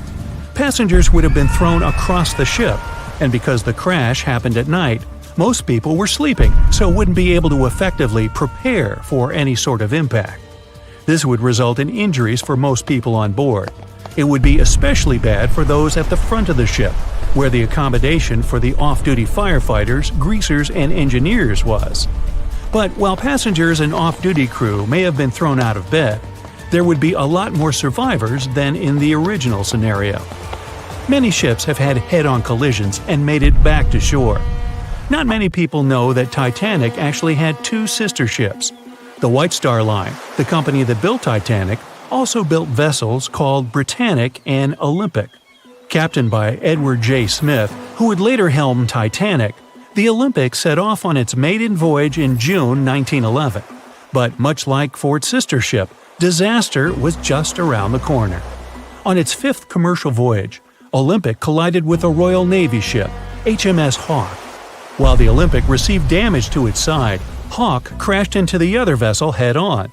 The bow of the Hawke was completely crushed by the collision, but because the ship had watertight compartments, it managed to survive the impact and later returned to shore for repair. Another study case is the SS Andrea Doria, which was an Italian ocean liner that made global headlines in 1956. Like the Titanic, the Andrea Doria was heading for New York City on its 101st voyage when disaster struck. On July 25th, the vessel collided with the 524-foot Swedish passenger liner Stockholm. The Stockholm hit the ship head-on, but the point of impact for the Andrea Doria was on its side. The front of the Stockholm was completely smashed, but because the impact was on its hull, it managed to survive. The Andrea Doria, however, sadly sank due to the collision being on the side of the ship. So these cases could suggest that maybe the Titanic would have survived had it hit the iceberg head-on. But we have to remember that the Titanic hit the thing full speed, whereas both the Olympic and the Andrea Doria were traveling slower. John watched on in disbelief as he drifted away on a piece of wood. In the freezing waters of the Arctic, slowly drifting away. John looked upon the vessel he had worked and lived on as it raised its enormous bow high into the sky, then broke in half, causing a sound that only a crack of lightning could replicate. Distraught and dumbstruck, believing that he, and he alone, knew the dark truth behind the demise of the unsinkable ship, the Titanic. 5 days earlier, as the Titanic set sail on its maiden voyage, John worked hard alongside his mates in the coal bunker, stocking up the coal to feed the Titanic's mighty furnace. They had stocked and stored more than John had ever witnessed on any other ship he'd worked on. But this was the Titanic, the grandest ship to have ever sailed the seas. On the Titanic, there could never be too much coal. As they left Belfast and pushed toward Southampton, there was a large bang below decks that went unnoticed. The furnace was roaring and the turbines were spinning, pushing the Titanic forward at a quickened pace. The crew cheered as the vessel moved forward, unaware of the loud, concerning noise. Arriving in Southampton, Greg came aboard, amongst hundreds of other passengers. With 13 years at sea, his vast experience included the role as a quartermaster on 6 previous ships. Ready for a new challenge aboard the greatest vessel ever made, he was looking forward to this next challenge of his career. Greg came with a wealth of experience, especially with sailing through the Arctic. His role was vital within the crew, understanding the seas around the North Pole. He would be a key lookout as they set to cross the perilous path of the Iceberg Alley. Greg had some concerns regarding the voyage. The Earth's orbit was remarkably close to the Sun and the Moon, causing higher tides. This would make icebergs more prominent, drifting them further away and towards the route of the Titanic as they journeyed to New York. Assessing the lookout tower and inspecting the available gear, Greg found no binoculars. This made him concerned, but the sailors just laughed at Greg. "If the deck is short on ice cubes, we'll be sure to plow right through a berg to resupply." A sailor laughed. Greg didn't share this sentiment. Eager to find out why they had been left short-handed on equipment, since he had such a vital role on the ship, Greg inquired further. Sadly, the officer with the keys to the binocular supply cupboard had been removed from the crew at the last minute. Greg couldn't believe something of this importance had been overlooked. For such a mighty ship with so many people aboard and crossing in a particularly perilous path, this just didn't make sense. But not wanting to be fined for breaking into the ship's property, Greg let it slide, hoping that they wouldn't need the binoculars in the end. Ultimately, if there were icebergs expected, a warning call would be made to the captain, informing of any concerns. Little did Greg know that a warning had been received, notifying of the dangers that awaited. But the telegram didn't provide the required prefix, which would have ensured direct delivery to the captain. So, the critical warning was just overlooked. John and his crew below decks prepared for departure, stoking the engines. He noticed an essence of thick exhaust, far too heavy than what would be expected from the furnaces. The crew searched throughout the lower decks. Following a thorough search, they managed to locate the cause of the exhaust. It was an ignited pile of coal within a coal bunker. Unknown when it had ignited, a buildup of coal had clearly been smoldering, slowly growing in size. The amount of smoldering coal was concerning. The alarm was raised, alerting an officer to review the matter. The officer assessed the damage and confirmed with the captain that it was deemed to be of little concern, as only minor damage had been caused. John was unsure of this assessment, as he knew that in confined spaces, surrounded by iron bulkheads, an oven-like environment arises that intensifies the heat with time. But the Titanic would power forward, making no sense to John as they had only just departed from Southampton. He was sure they would have turned back. John and his crew were ordered to shovel the already lit coal into the furnace and continue shoveling until all the smoldering contents would be contained. It was a possible but painstaking task that could take the entire journey. The continuous intake of coal would ensure the turbines would spin at a constant, accelerated pace, not what the Titanic was designed for.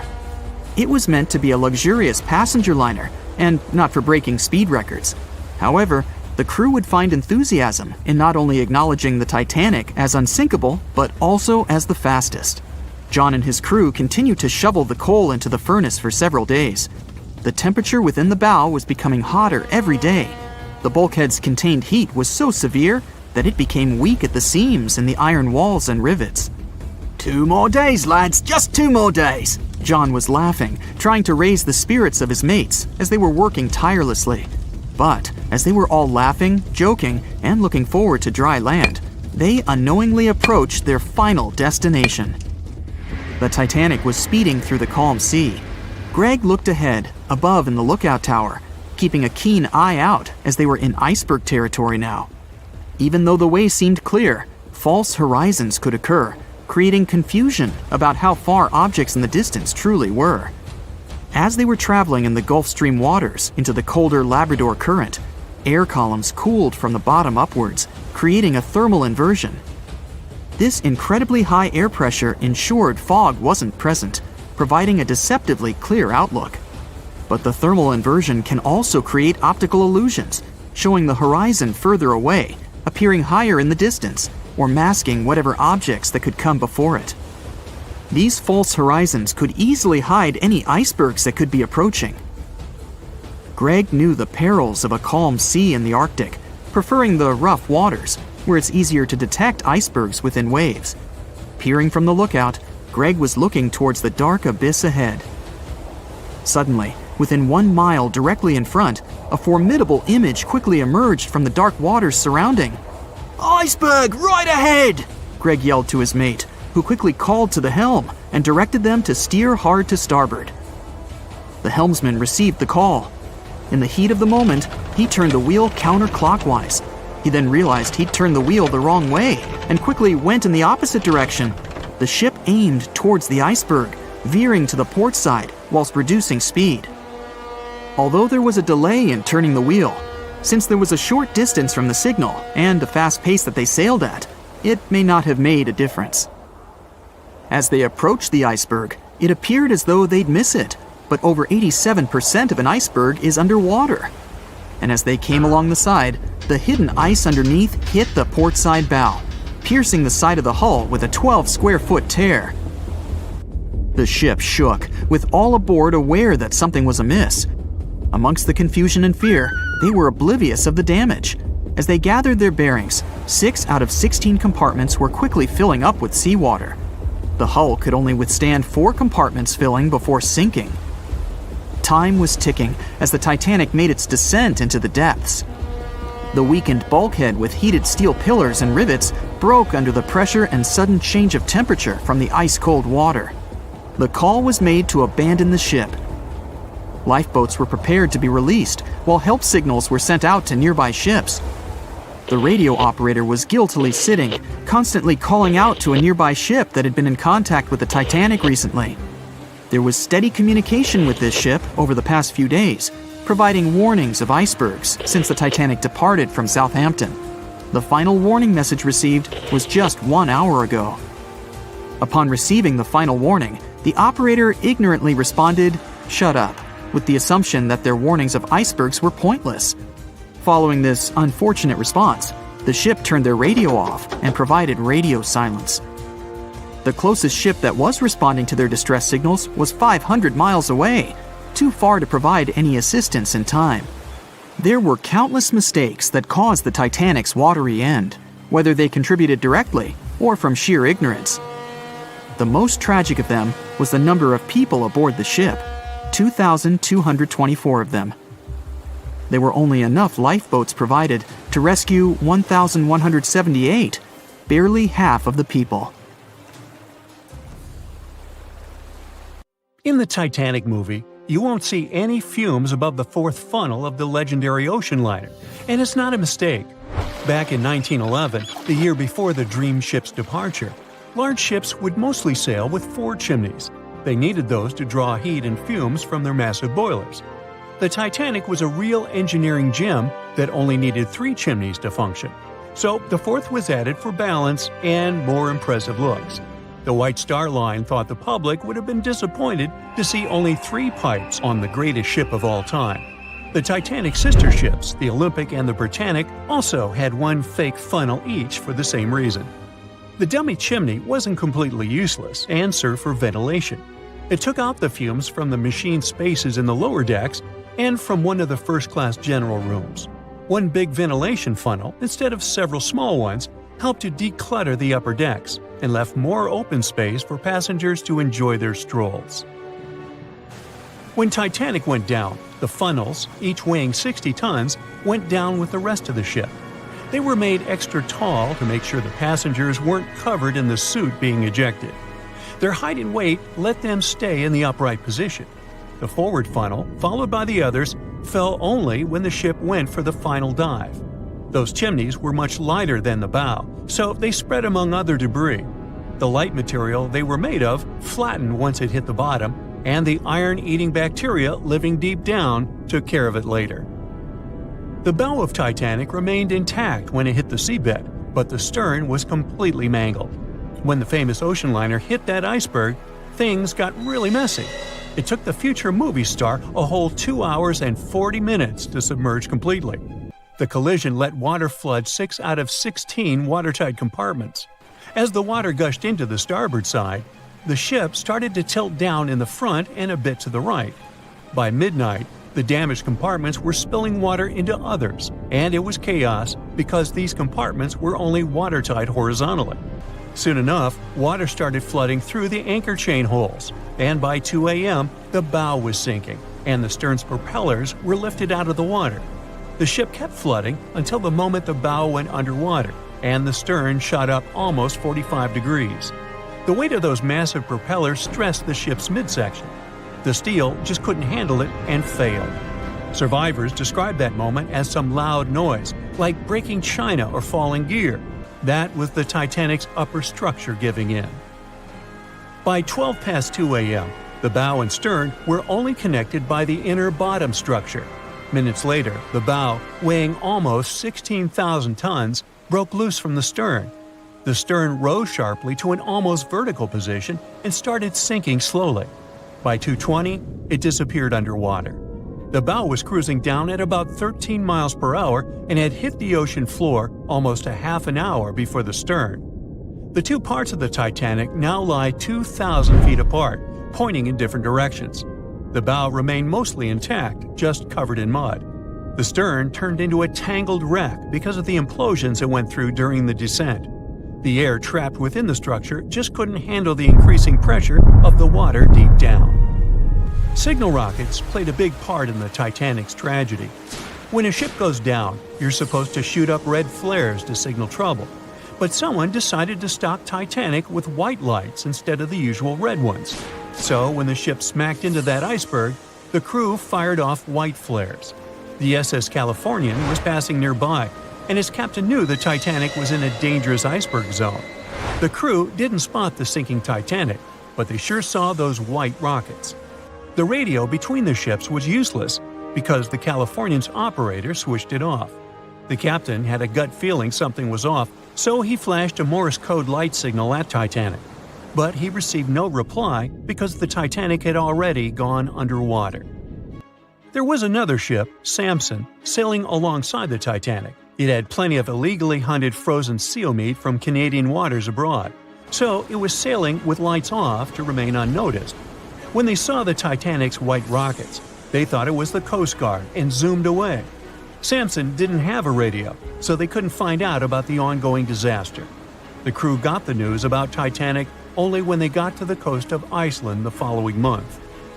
There have been many theories to explain the Titanic tragedy, and one of the recent ones says that there was a fire involved. An Irish journalist went full detective for decades, digging into the mystery, and stumbled upon a game-changer. He came across a photo album that had been hiding from the public for a century after the tragedy. In the pictures, taken at the Harland and Wolff shipyard in Belfast, Northern Ireland, just over a week before the liner sailed, you can clearly see a massive 30-foot black spot on the ship's hull. Maloney researched the photos and eyewitness testimony from the time and claimed that a fire spontaneously broke out inside of one of Titanic's enormous coal bunkers. It was raging for a whole 3 weeks and messed with the metal, critically weakening a crucial segment of the ship's hull. Back then, most ships had just one hull, so it was the only skin the Titanic had. That's why the iceberg managed to punch a hole through the ship so easily. If it hadn't been for the fire, the Titanic might have shrugged off that iceberg collision. The company operating the liner knew about the fire, but they decided to conceal that fact. They didn't want any negative stories in the press as they faced some serious competition in transatlantic voyages. The Titanic was sold out, so they stocked up on coal and made it sail. The moon might have also played a role in the sinking. Our satellite heavily affects tides on the Earth. The closer it is to our planet, the stronger the tides are because of the increasing gravity of the moon. Back in 1912, the moon was so close it made several glaciers in Greenland break apart. Massive chunks of ice that broke off from the glaciers started floating south. The supermoon event came just 6 minutes after a spring tide. During new and full moons, the alignment of the moon, the Earth, and the sun makes their combined gravity reach its peak. And the day before, our planet had come the closest to the sun that year, which made the gravity even stronger. This mixture of events created perfect conditions for one of the most powerful tides in history. It created the perfect conditions for the icebergs breaking off from Greenland's glaciers to move freely. Opponents of this theory say that the difference in tidal force wasn't actually that big, and it couldn't have been the main cause of the sinking. The iceberg tore down the side of the ship, leaving a huge opening in the hull. It wasn't a continuous rip, and damage was caused in several places.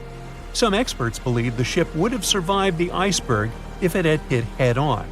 The Titanic had watertight compartments designed to prevent flooding in case of a collision. Only the first 3 or 4 of these compartments would have been flooded. This could have helped save a lot of lives. Supporters of this theory put the blame for the disaster on First Officer William Murdoch. Huge, fast-moving ships don't just turn in a matter of seconds like a speeding car. It takes minutes. When Murdoch realized the collision was inevitable, he tried dodging left to avoid a direct hit. But despite his efforts, the ship still collided with the iceberg.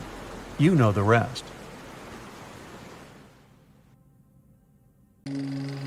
The Royal Mail Ship, or RMS Titanic, easily the most famous steamship in history, was once the symbol of luxury and dreams that promised to come true. It took 3 years and 3,000 people to construct it. On April 10, 1912, the brand-new ocean liner greeted its passengers with the smell of fresh varnish, paint, and newly sawn wood. Back then, they still used lead for the production of paint and linseed oil as a binder, so that smell must have been powerful. When it was fully operational, the giant vessel consumed around 850 tons of coal per day, and the passengers would also smell its fumes. Another odor that must have filled the Titanic's decks, at least the first-class ones, was the new scent by the famous French perfume house Guerlain. It was released earlier in the same year and quickly became a hit with the well-off ladies. The perfume that you can still buy today is a mix of violets and iris with creamy vanilla. On the dramatic evening of April 14th, when Titanic only had hours to live, the unknowing waiters were serving oysters, lamb and mint sauce, roast duck with applesauce, and other delicacies to their first-class guests. The second class was filled with the smells of curried chicken, spring lamb, and roast turkey. Third-class passengers had simple gruel and biscuits that night. At 11 p.m., as the ship got dangerously close to the iceberg, the new smell added to the mix. It was a mineral odor with metallic notes. If you have ice in your fridge, you must have noticed it takes the smell of neighboring foods. The same happens to icebergs. They take on the odors of sea animals and maintain the chemical composition of the water that they're made of. If more people had known about the meaning of this particular metallic smell, they probably still wouldn't have saved the ship. But the number of people that managed to escape to safety could have been larger. Speaking of smells, in case you've ever wondered what space smells like but aren't planning to become an astronaut anytime soon, listen up. You can try out Ode to Space, an aroma that was designed by NASA decades ago. The idea of the perfume was to help astronauts prepare for their encounters with space at all levels during their training. But hold on a second, space is a vacuum, so it technically shouldn't have any smell. Yet, astronauts who have been out there remembered it as a pleasant metallic odor, something like the smell of welding fumes or burnt gunpowder. They could smell it on their spacesuits after coming back into their spacecraft. We can also guess what other planets smell like based on what their atmospheres are made of. Venus has clouds of sulfuric acid in its atmosphere, so it must smell like rotten eggs. Mars and Uranus also smell like rotten eggs, by the way. Each of the layers of Jupiter's atmosphere is made up of different chemicals. That's why it smells different depending on where you are.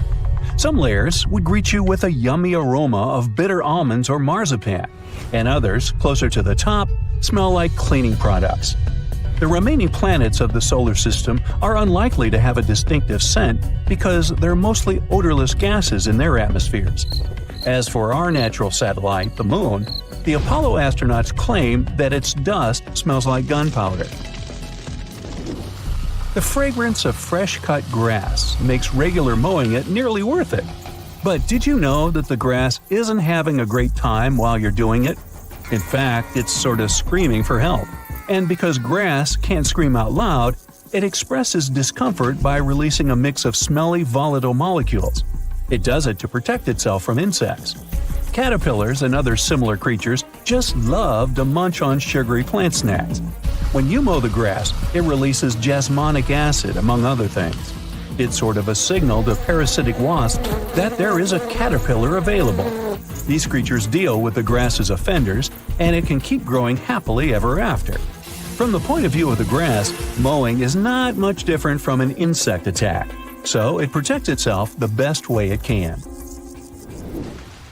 The rain has an easy-to-recognize powerful smell, also known as petrichor. But where does it come from? Turns out some plants secrete oils during drought. The rocks and soil accumulate those oils compounds, and when the raindrops hit, they mix with water and release into the air. Sometimes these oils combine with chemicals produced by bacteria living in the soil. The result of this cooperation is a musky odor you can smell in the woods or in your garden when you turn over the wet soil. Ozone also adds to the smell of rain, especially after thunderstorms. It happens when a lightning bolt's electrical charge splits oxygen and nitrogen molecules in the atmosphere, and they later recombine into ozone.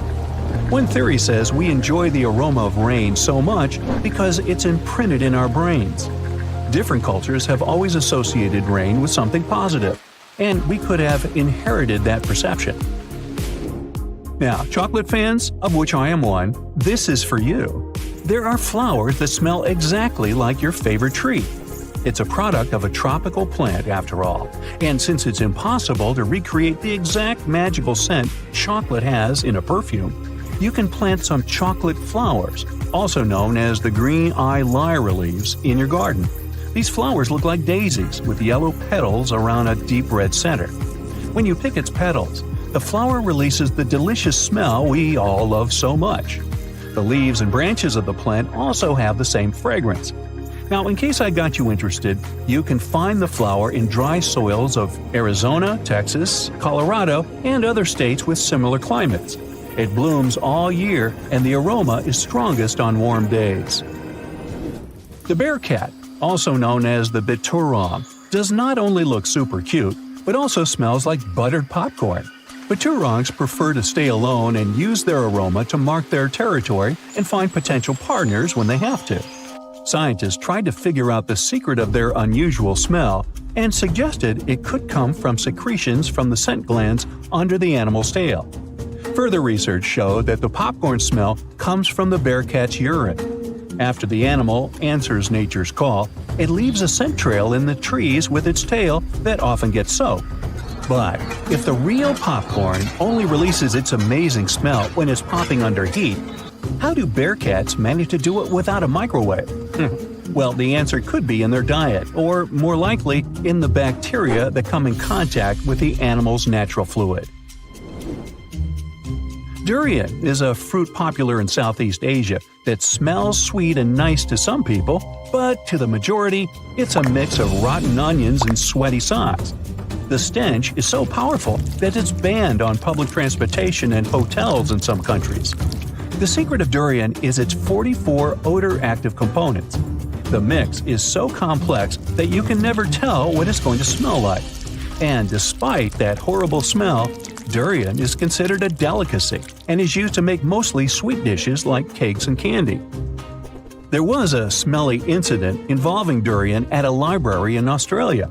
The smell of rotting fruit in a cupboard has spread across the entire building through the air conditioning system.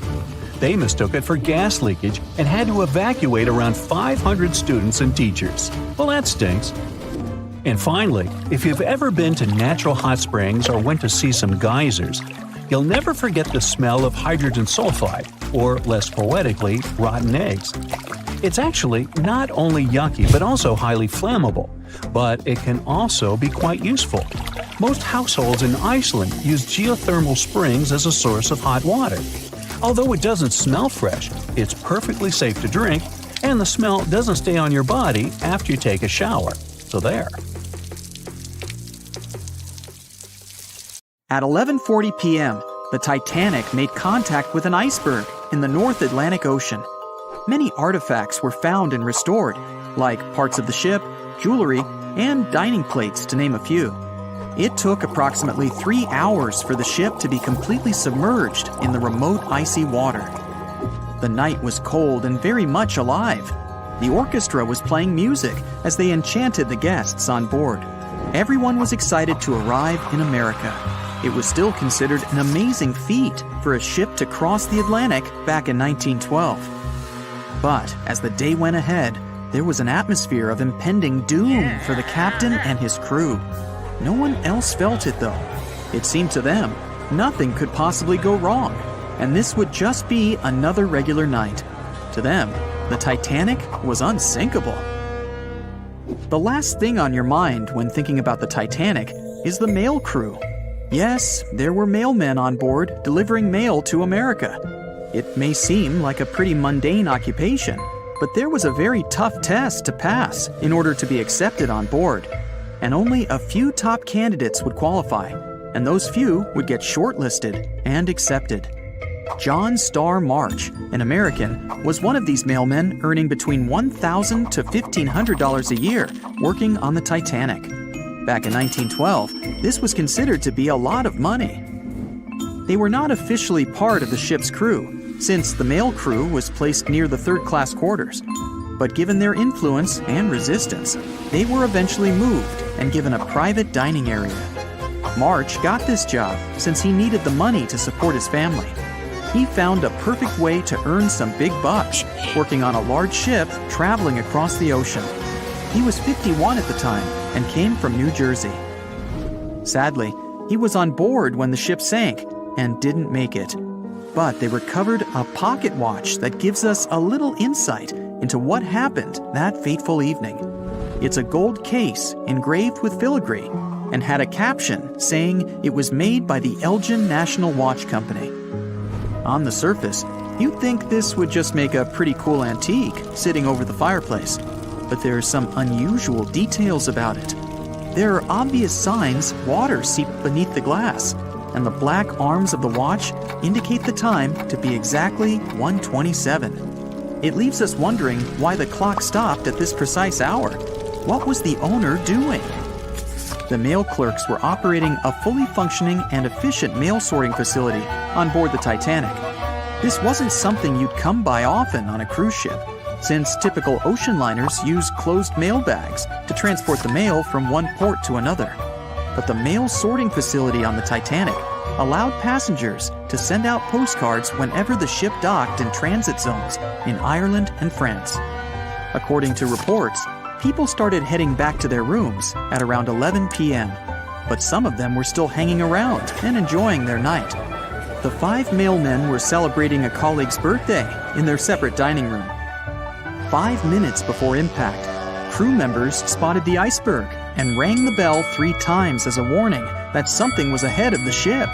They gave orders for the Titanic to move left, or, as they say in the biz, hard a starboard, to make the engines reverse.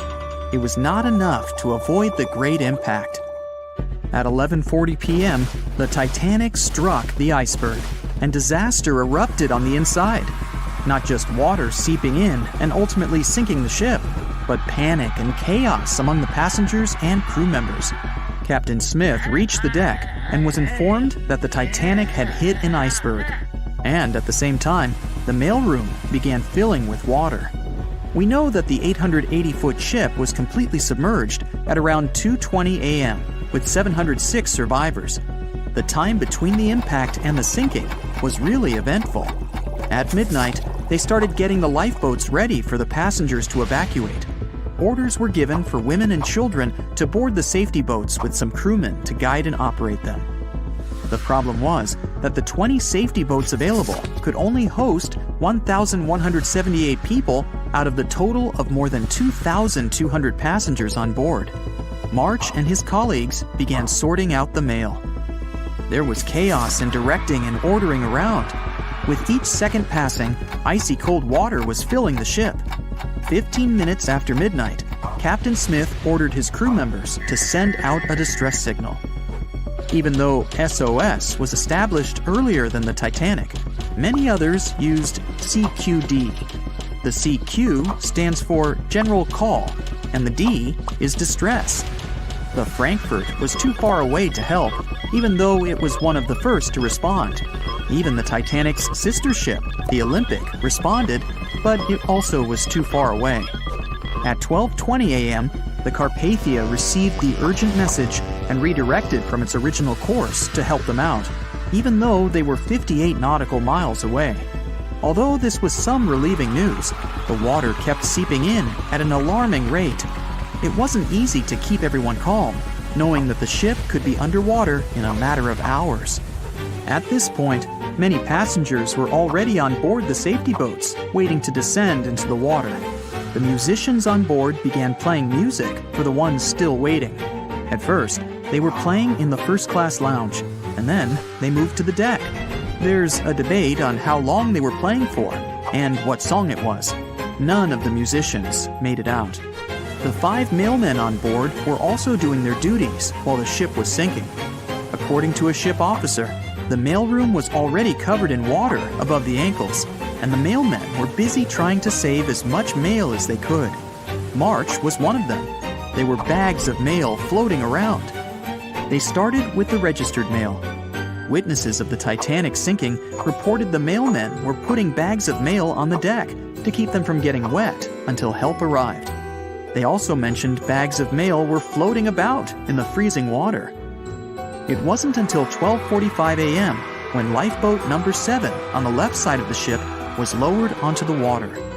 Even though it had room for roughly 65 people, only 27 people were inside.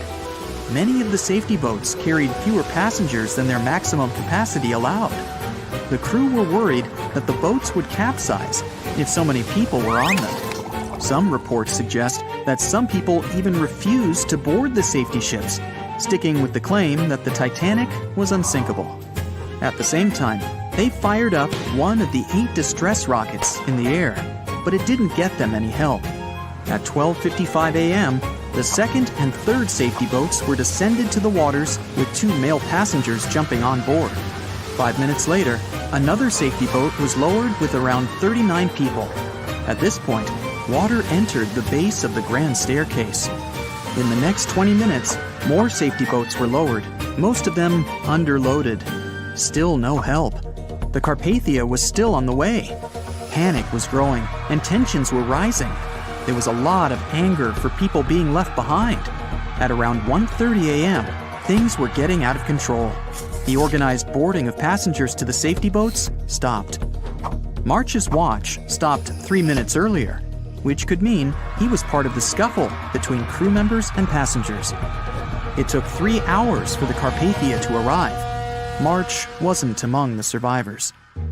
His watch proved to be one of the essential findings lost in the wreckage of the Titanic. It was eventually returned to March's two daughters, and now it's in one of the collections of the National Postal Museum. March was a man who did what he had to do in the worst circumstances. Time was a precious commodity for the people on board the ship, and this watch proved valuable to learn more about the tragic yet inspiring stories of the Titanic. It was the biggest ship ever built in its time, and it was supposed to be unsinkable. But within days of steaming out on its first voyage in 1912, the Titanic was gone beneath the relentless waves of the North Atlantic Ocean.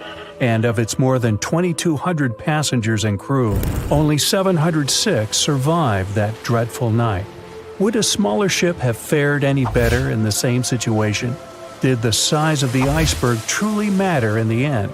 Was it a mistake for the ship to change course at the last minute as it tried to avoid impact? These are three questions that have people pondering, what if? We do know that Titanic was considered an engineering marvel in its day. Designed by Thomas Andrews for the British shipping company White Star Line, it was just over 880 feet long and 175 feet tall. Built with abundant space for 840 staterooms, a swimming pool, a squash court, a gym, and 2 dining rooms. But it was below deck that one of its most impressive new features could be found. Titanic's hull was divided into 16 compartments designed to be watertight. Up to 4 of these compartments could take on water in the event of a breach, with the remaining 12 helping to keep the damaged ship afloat. It was thanks to these compartments that the ship was regarded as unsinkable. Rumor has it that Philip Frank, White Star Line's vice president, even declared, "There is no danger that Titanic will sink. The boat is unsinkable, and nothing but inconvenience will be suffered by the passengers."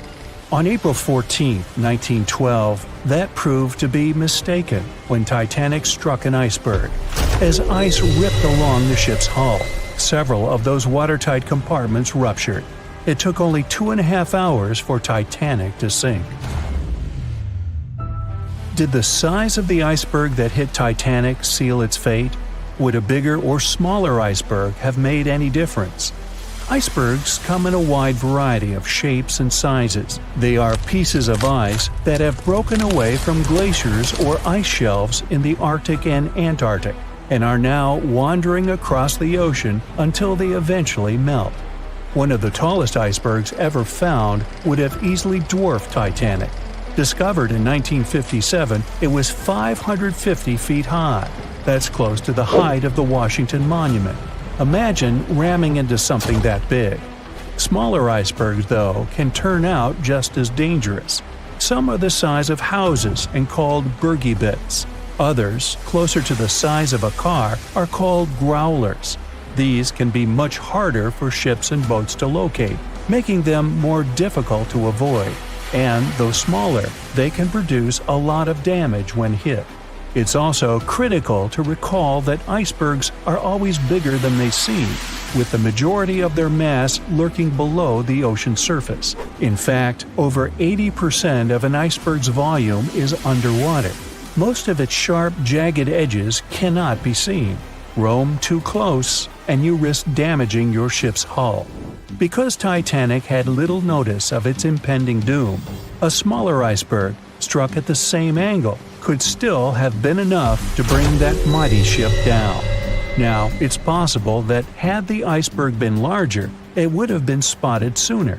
Titanic might have had time to alter course and avoid the impact. But missing that one iceberg would not have guaranteed Titanic's safety. It was traveling in a dangerous stretch of the Atlantic called Iceberg Alley. It's located 250 miles east and southeast of Newfoundland, Canada. Behind one iceberg, there could be another, and another after that. And so the crew on board had to remain very attentive to avoid several potential collisions, not just one.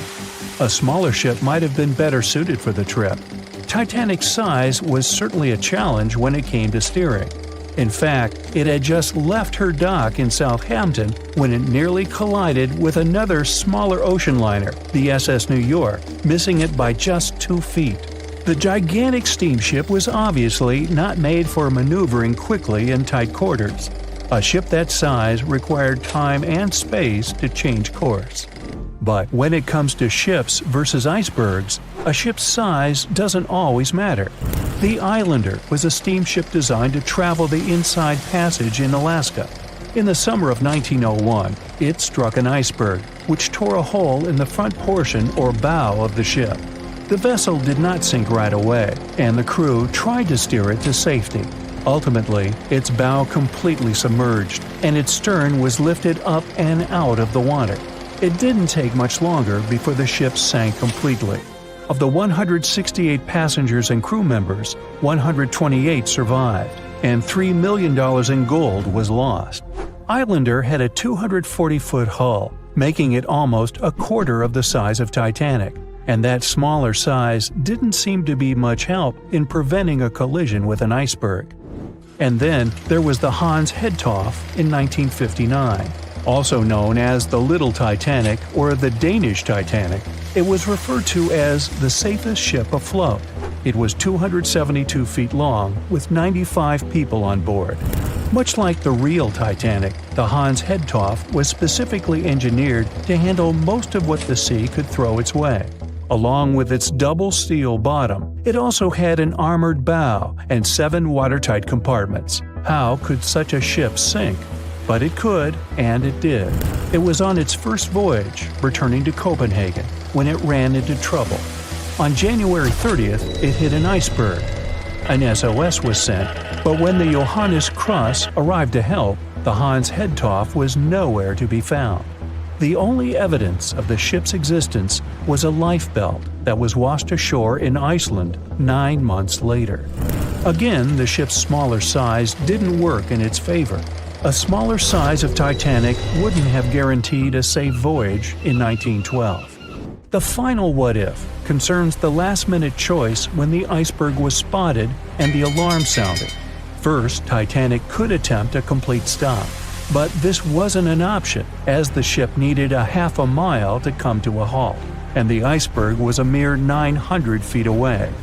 Second, the Titanic could attempt to avoid the iceberg by steering away from it. This is what the captain ordered, but the attempt was unsuccessful, resulting in a deep gash across the ship's hull. The final option? To hit the iceberg head-on. Would this have made any difference? The answer is an intriguing maybe. Some think a head-on collision would have saved Titanic. In this scenario, the collision would have limited the damage to the very front of the ship. Instead of the iceberg tearing through the hull and compromising several of the watertight compartments, only 4 of the compartments would have been breached. This meant the others could do their job of keeping Titanic afloat. The ship could be stuck, unable to move, but it would remain above water until help arrived.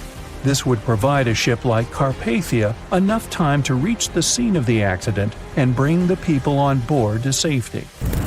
One of the Titanic's designers, Edward Wilding, made a similar claim during an inquiry into the sinking. He argued that most people would have survived a head-on crash, and that Titanic itself would not have sunk. Others disagree, though. First, the special bulkheads on Titanic were designed specifically to protect the ship against collisions with other vessels, not with icebergs.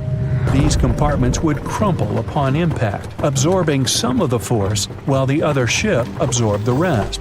Though the damage would still be extensive, the remaining bulkheads would keep the ship afloat. But an iceberg does not have the same flex in a collision as you would experience with another ship. Most of the force would be absorbed by Titanic, resulting in greater damage to the ship. Even worse, the impact would be carried through the full length of the ship. Rivets would burst, seams would tear, the compartments would quickly flood, and the ship would sink even faster, resulting in fewer survivors. In any case, as with most what-ifs, we'll never really know the answer. As tragic as Titanic's first and last voyage was, it did result in changes that helped make venturing out to sea much safer. Findings from hearings on the disaster led to the creation of the International Ice Patrol, or ICC, in 1914. an organization that tracks icebergs in the Atlantic and Arctic Oceans to ensure vessels in the area can avoid them. In the US and Britain, ships were obligated to carry enough lifeboats to accommodate every person aboard. Regular lifeboat drills were made mandatory.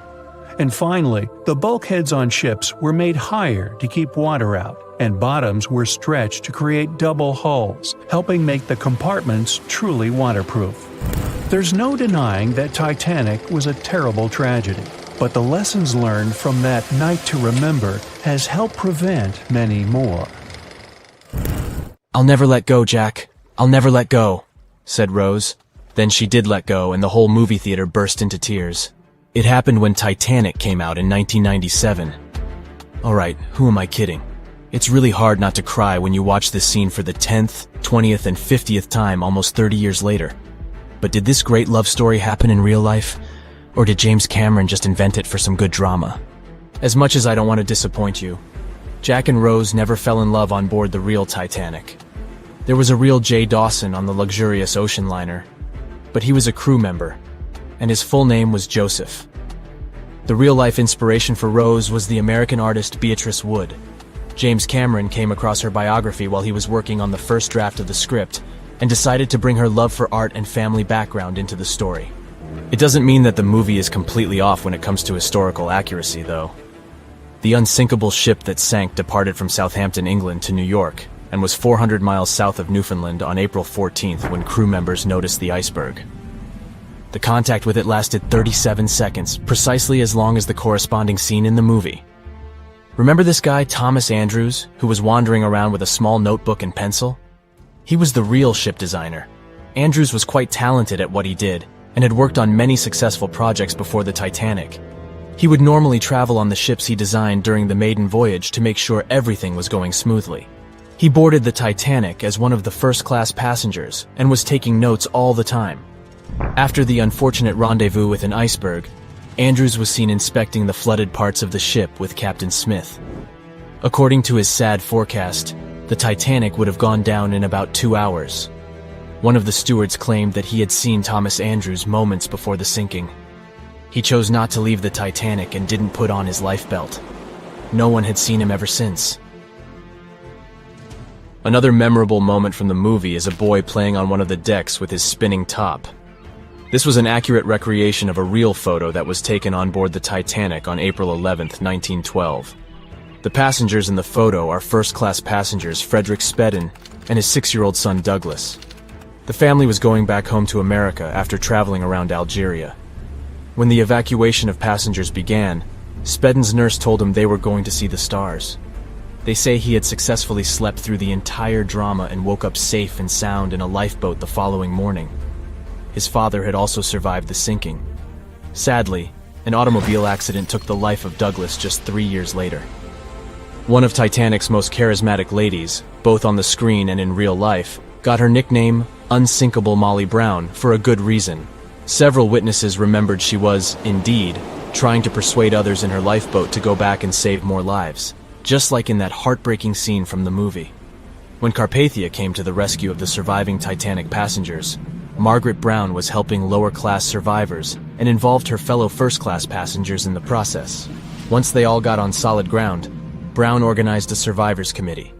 She awarded the captain of the Carpathia for rescuing so many people and was really upset she hadn't been allowed to testify at the Titanic hearings because she was a woman.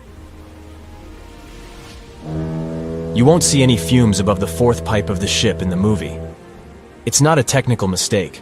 The Titanic, indeed, had it only for more impressive looks and didn't really need that pipe.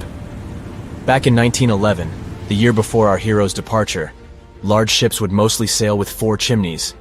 They needed those to draw heat and fumes from their massive boilers. The Titanic was a real engineering gem that only needed 3 chimneys to function. So the 4th was added for balance. They thought the public would have been disappointed to only see 3 pipes on the greatest ship of all time. The movie had an impressive budget, $200 million, but even that wasn't enough to cover all the possible costs. Cameron knew they had to save some money, so they built the replica of the liner only on the starboard, which means the right side. They chose this side to make things look more realistic. The wind at the filming location was moving mostly from north to south, so with the fumes going out, it looked like the liner was actually moving through the ocean. But if you remember one of the first scenes with the Titanic departing from Southampton and people waving, you'll understand why the crew had a problem with it. The real ship was docked at the port, or left side, there. They found a brilliant solution and just flipped the scene horizontally to make it look real.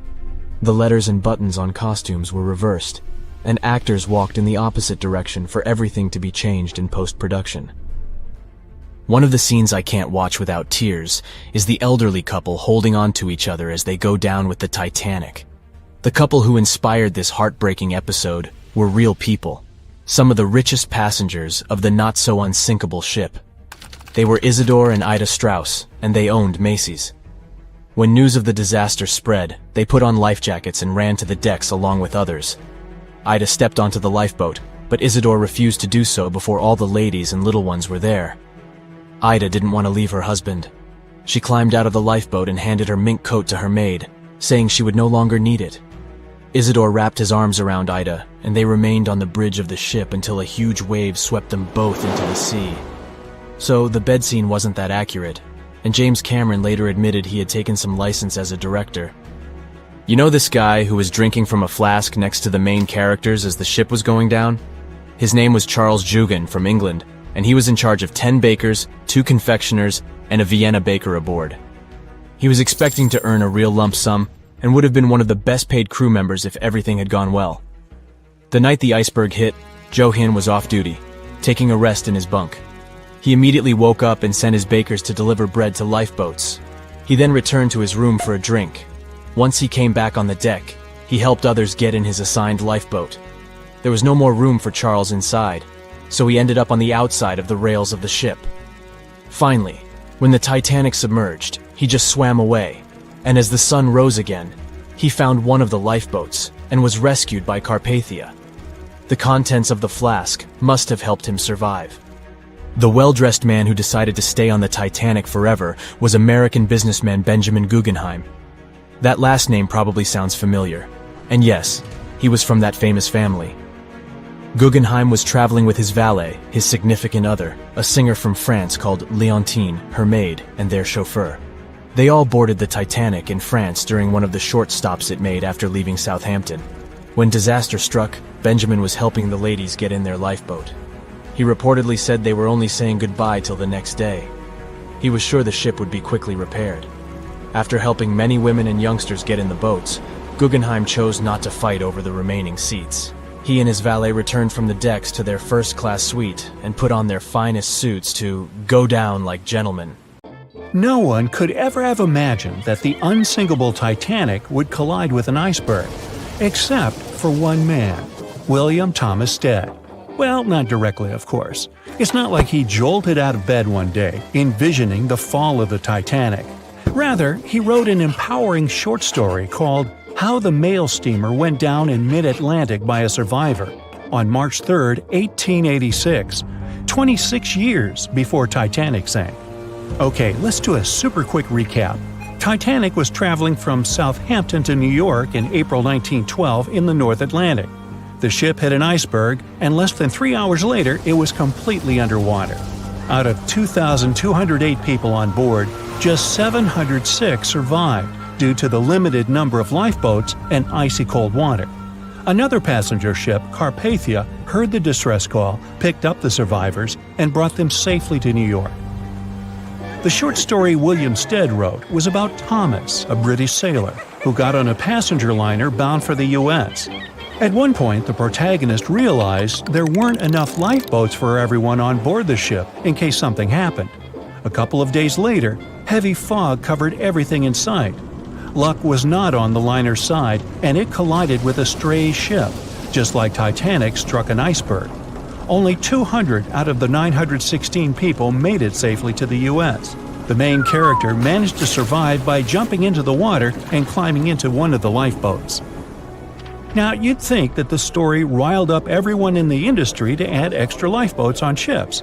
But sadly, it received very little attention when it was published.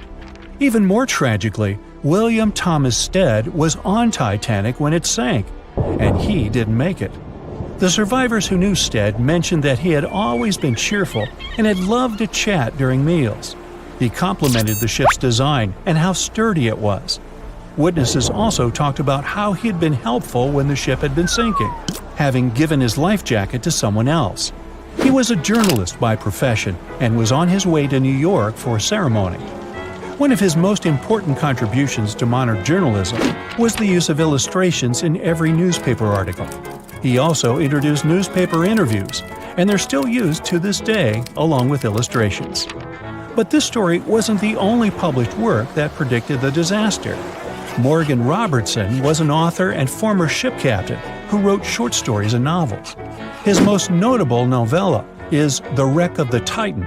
It's also known as Futility. The book was written in 1898, 14 years before Titanic.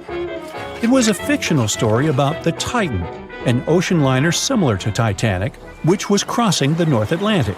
It's also a coincidence that Titan was just as fast as Titanic and shared many other similarities, like size and design. The book described it as unsinkable and the largest ship to hit the ocean at the time. That's what they said about Titanic, too. Another eerie similarity was the limited number of lifeboats it had. The story took place in April, and that's when Titanic set off on its journey and hit the iceberg. The Titan story also mentioned that barely anyone had survived that horrible accident.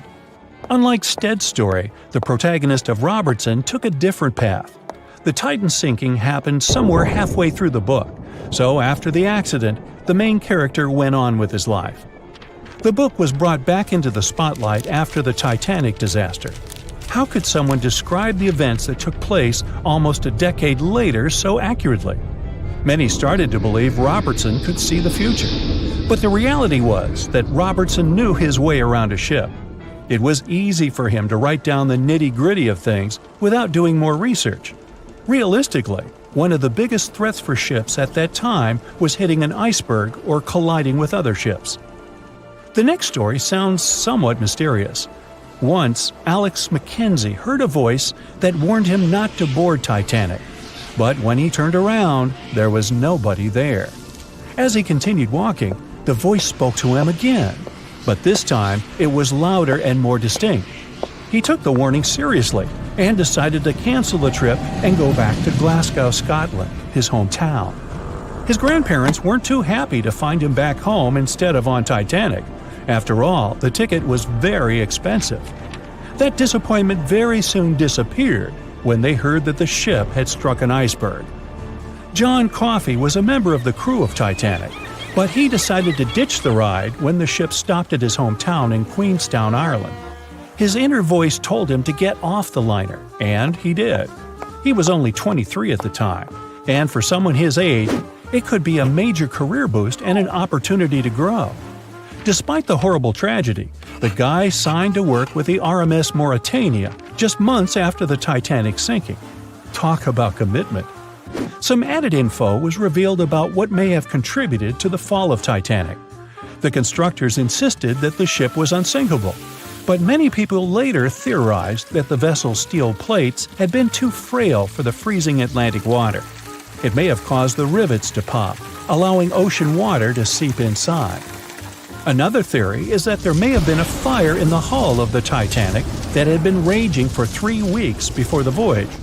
The fire softened the steel, allowing the iceberg to cut through it like a hot knife through butter. Some pictures before the ship set off on its journey show black marks on the hull, which could have been caused by fire. Either way, the iceberg would have caused significant damage in any case, no matter if there was a fire or not. Some people also blame those who designed the Titanic. The ship was built with large joints at the bottom, which probably snapped easily during the collision. Of course, these are all theories, but we know for a fact that the iceberg was the main character of this drama, and that the works of Stead and Robertson should have been taken seriously. Either way, this should be a lesson for the future, helping to prevent similar tragic accidents. By the way, ocean liners and passenger ships wouldn't exist if it hadn't been for Thomas Newcomen. In 1712, he invented a steam engine that was so strong it could produce enough energy to power a ship. And a century later, in 1819, the first steamship traveled across the Atlantic Ocean to Liverpool, UK. It only took the vessel 29 days to cross the ocean. The passenger ship industry boomed in the early 1900s when it became easier for people to move to America or go on holidays. As decades rolled by, the use of aircraft stole the spotlight from passenger ships since planes were faster and more efficient. Nowadays, it's quite rare for a passenger ship to collide with anything in open water. Modern technologies can detect anything that can pose a threat and even predict stormy weather. Cruise ships these days are giants compared to the vessels of Titanic's era. Modern ships can carry almost twice the number of passengers and have amenities folks back then could only dream of. Most cruise ships these days have several restaurants to choose from, multiple swimming pools, and game rooms to catch a break. If you're in the mood for some fun, you can watch live performances.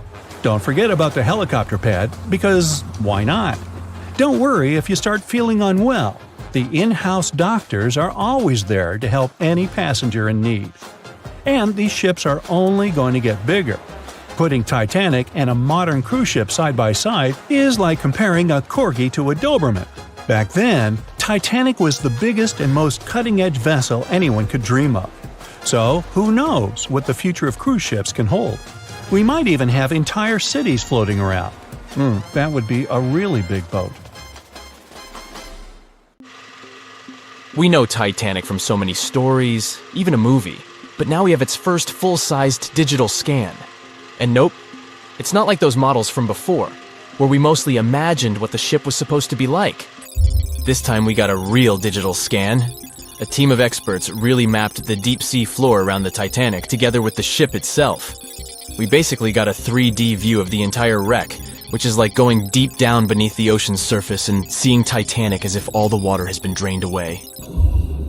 So, the story of the wreck started in 1985, 73 years after the Titanic went down. The explorer named Robert Ballard stumbled upon it somewhere between two submarines that also went down in that area.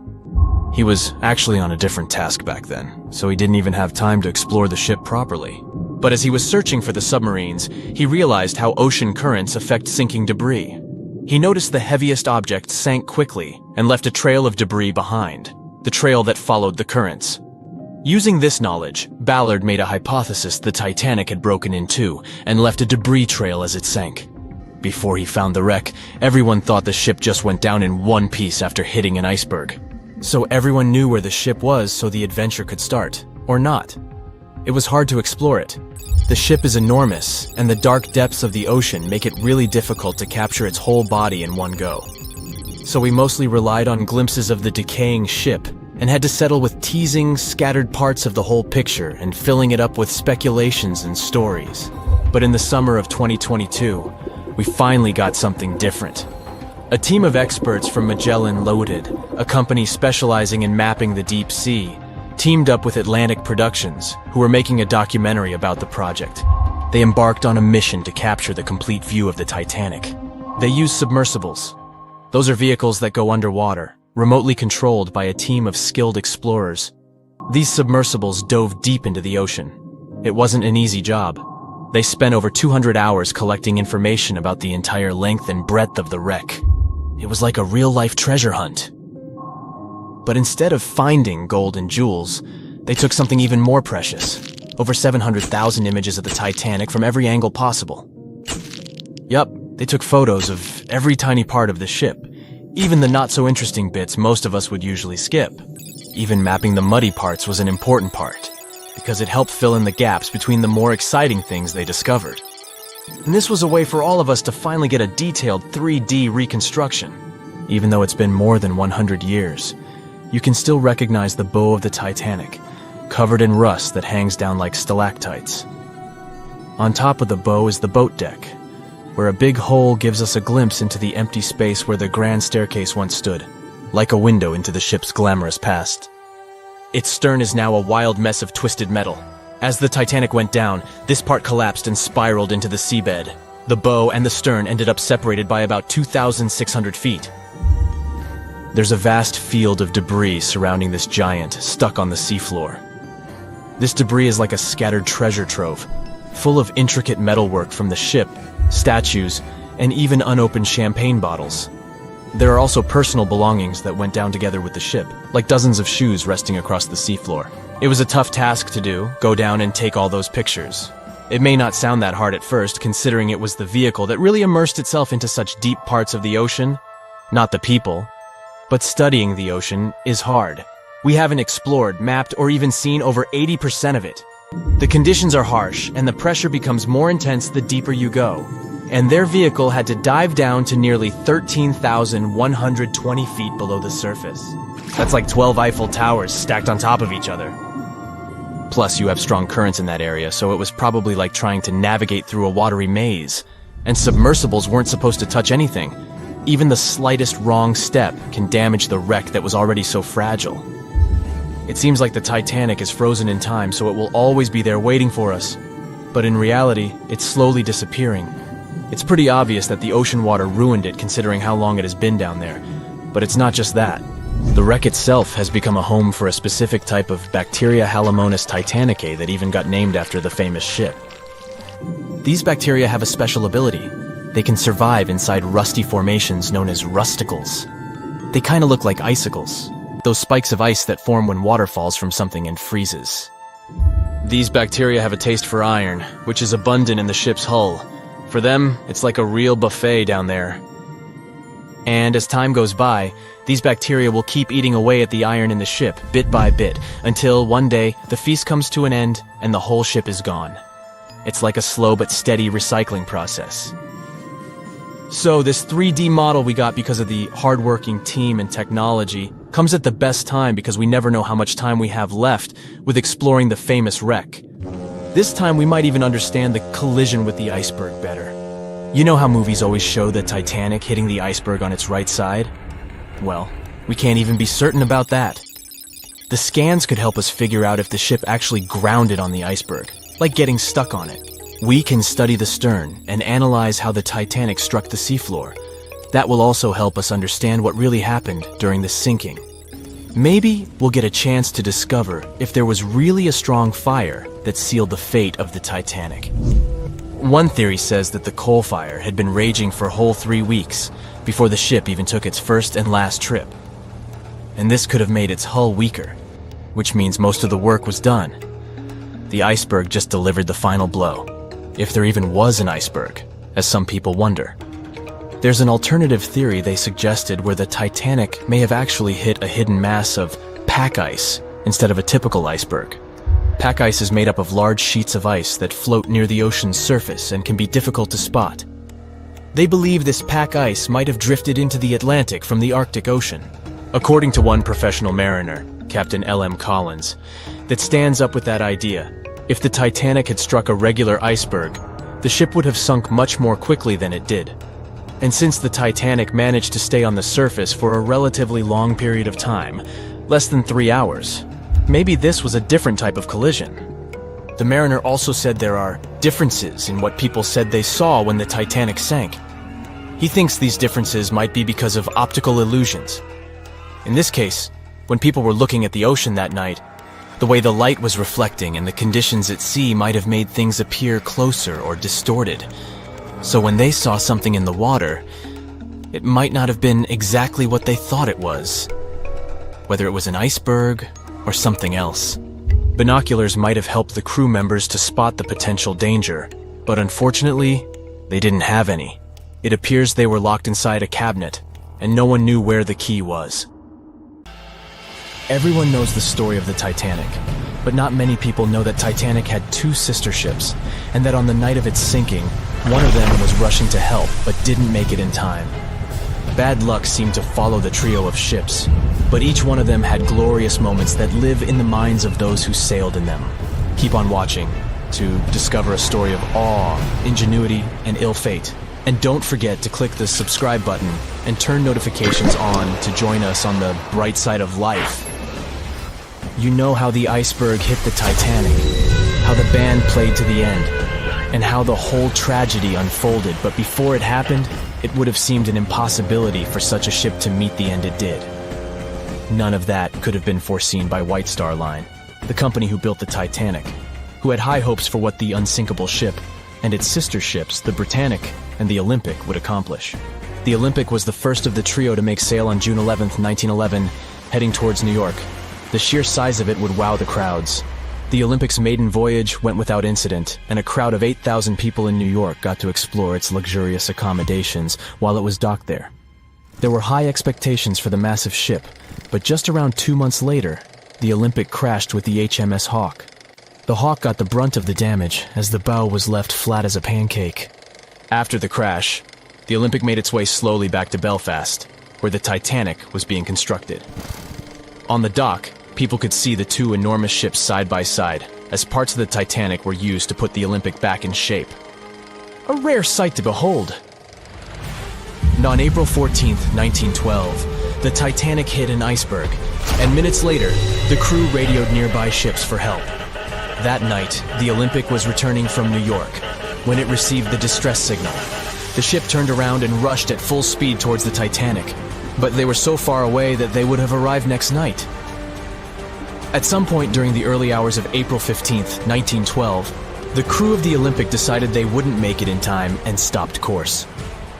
The survivors of the Titanic were eventually rescued by the Carpathia. Olympic was set up with lifeboats for all crew and passengers after the Titanic sank. It went from having 20 lifeboats to 64. Changes were also made to the watertight bulkheads, and an extra hull to construct a type of double hull was installed. It was determined that a double hull would have kept the Titanic from sinking. For several years, Olympic was used in the war effort against Germany. Throughout the years, Olympic carried over 200,000 passengers, which included thousands of Americans fleeing from Europe and troops battling during World War I. One of the most significant moments for this ship was when it struck a German submarine and sank it. It was discovered that the submarine was preparing to fire a torpedo on the Olympic before Olympic rammed it. The Olympic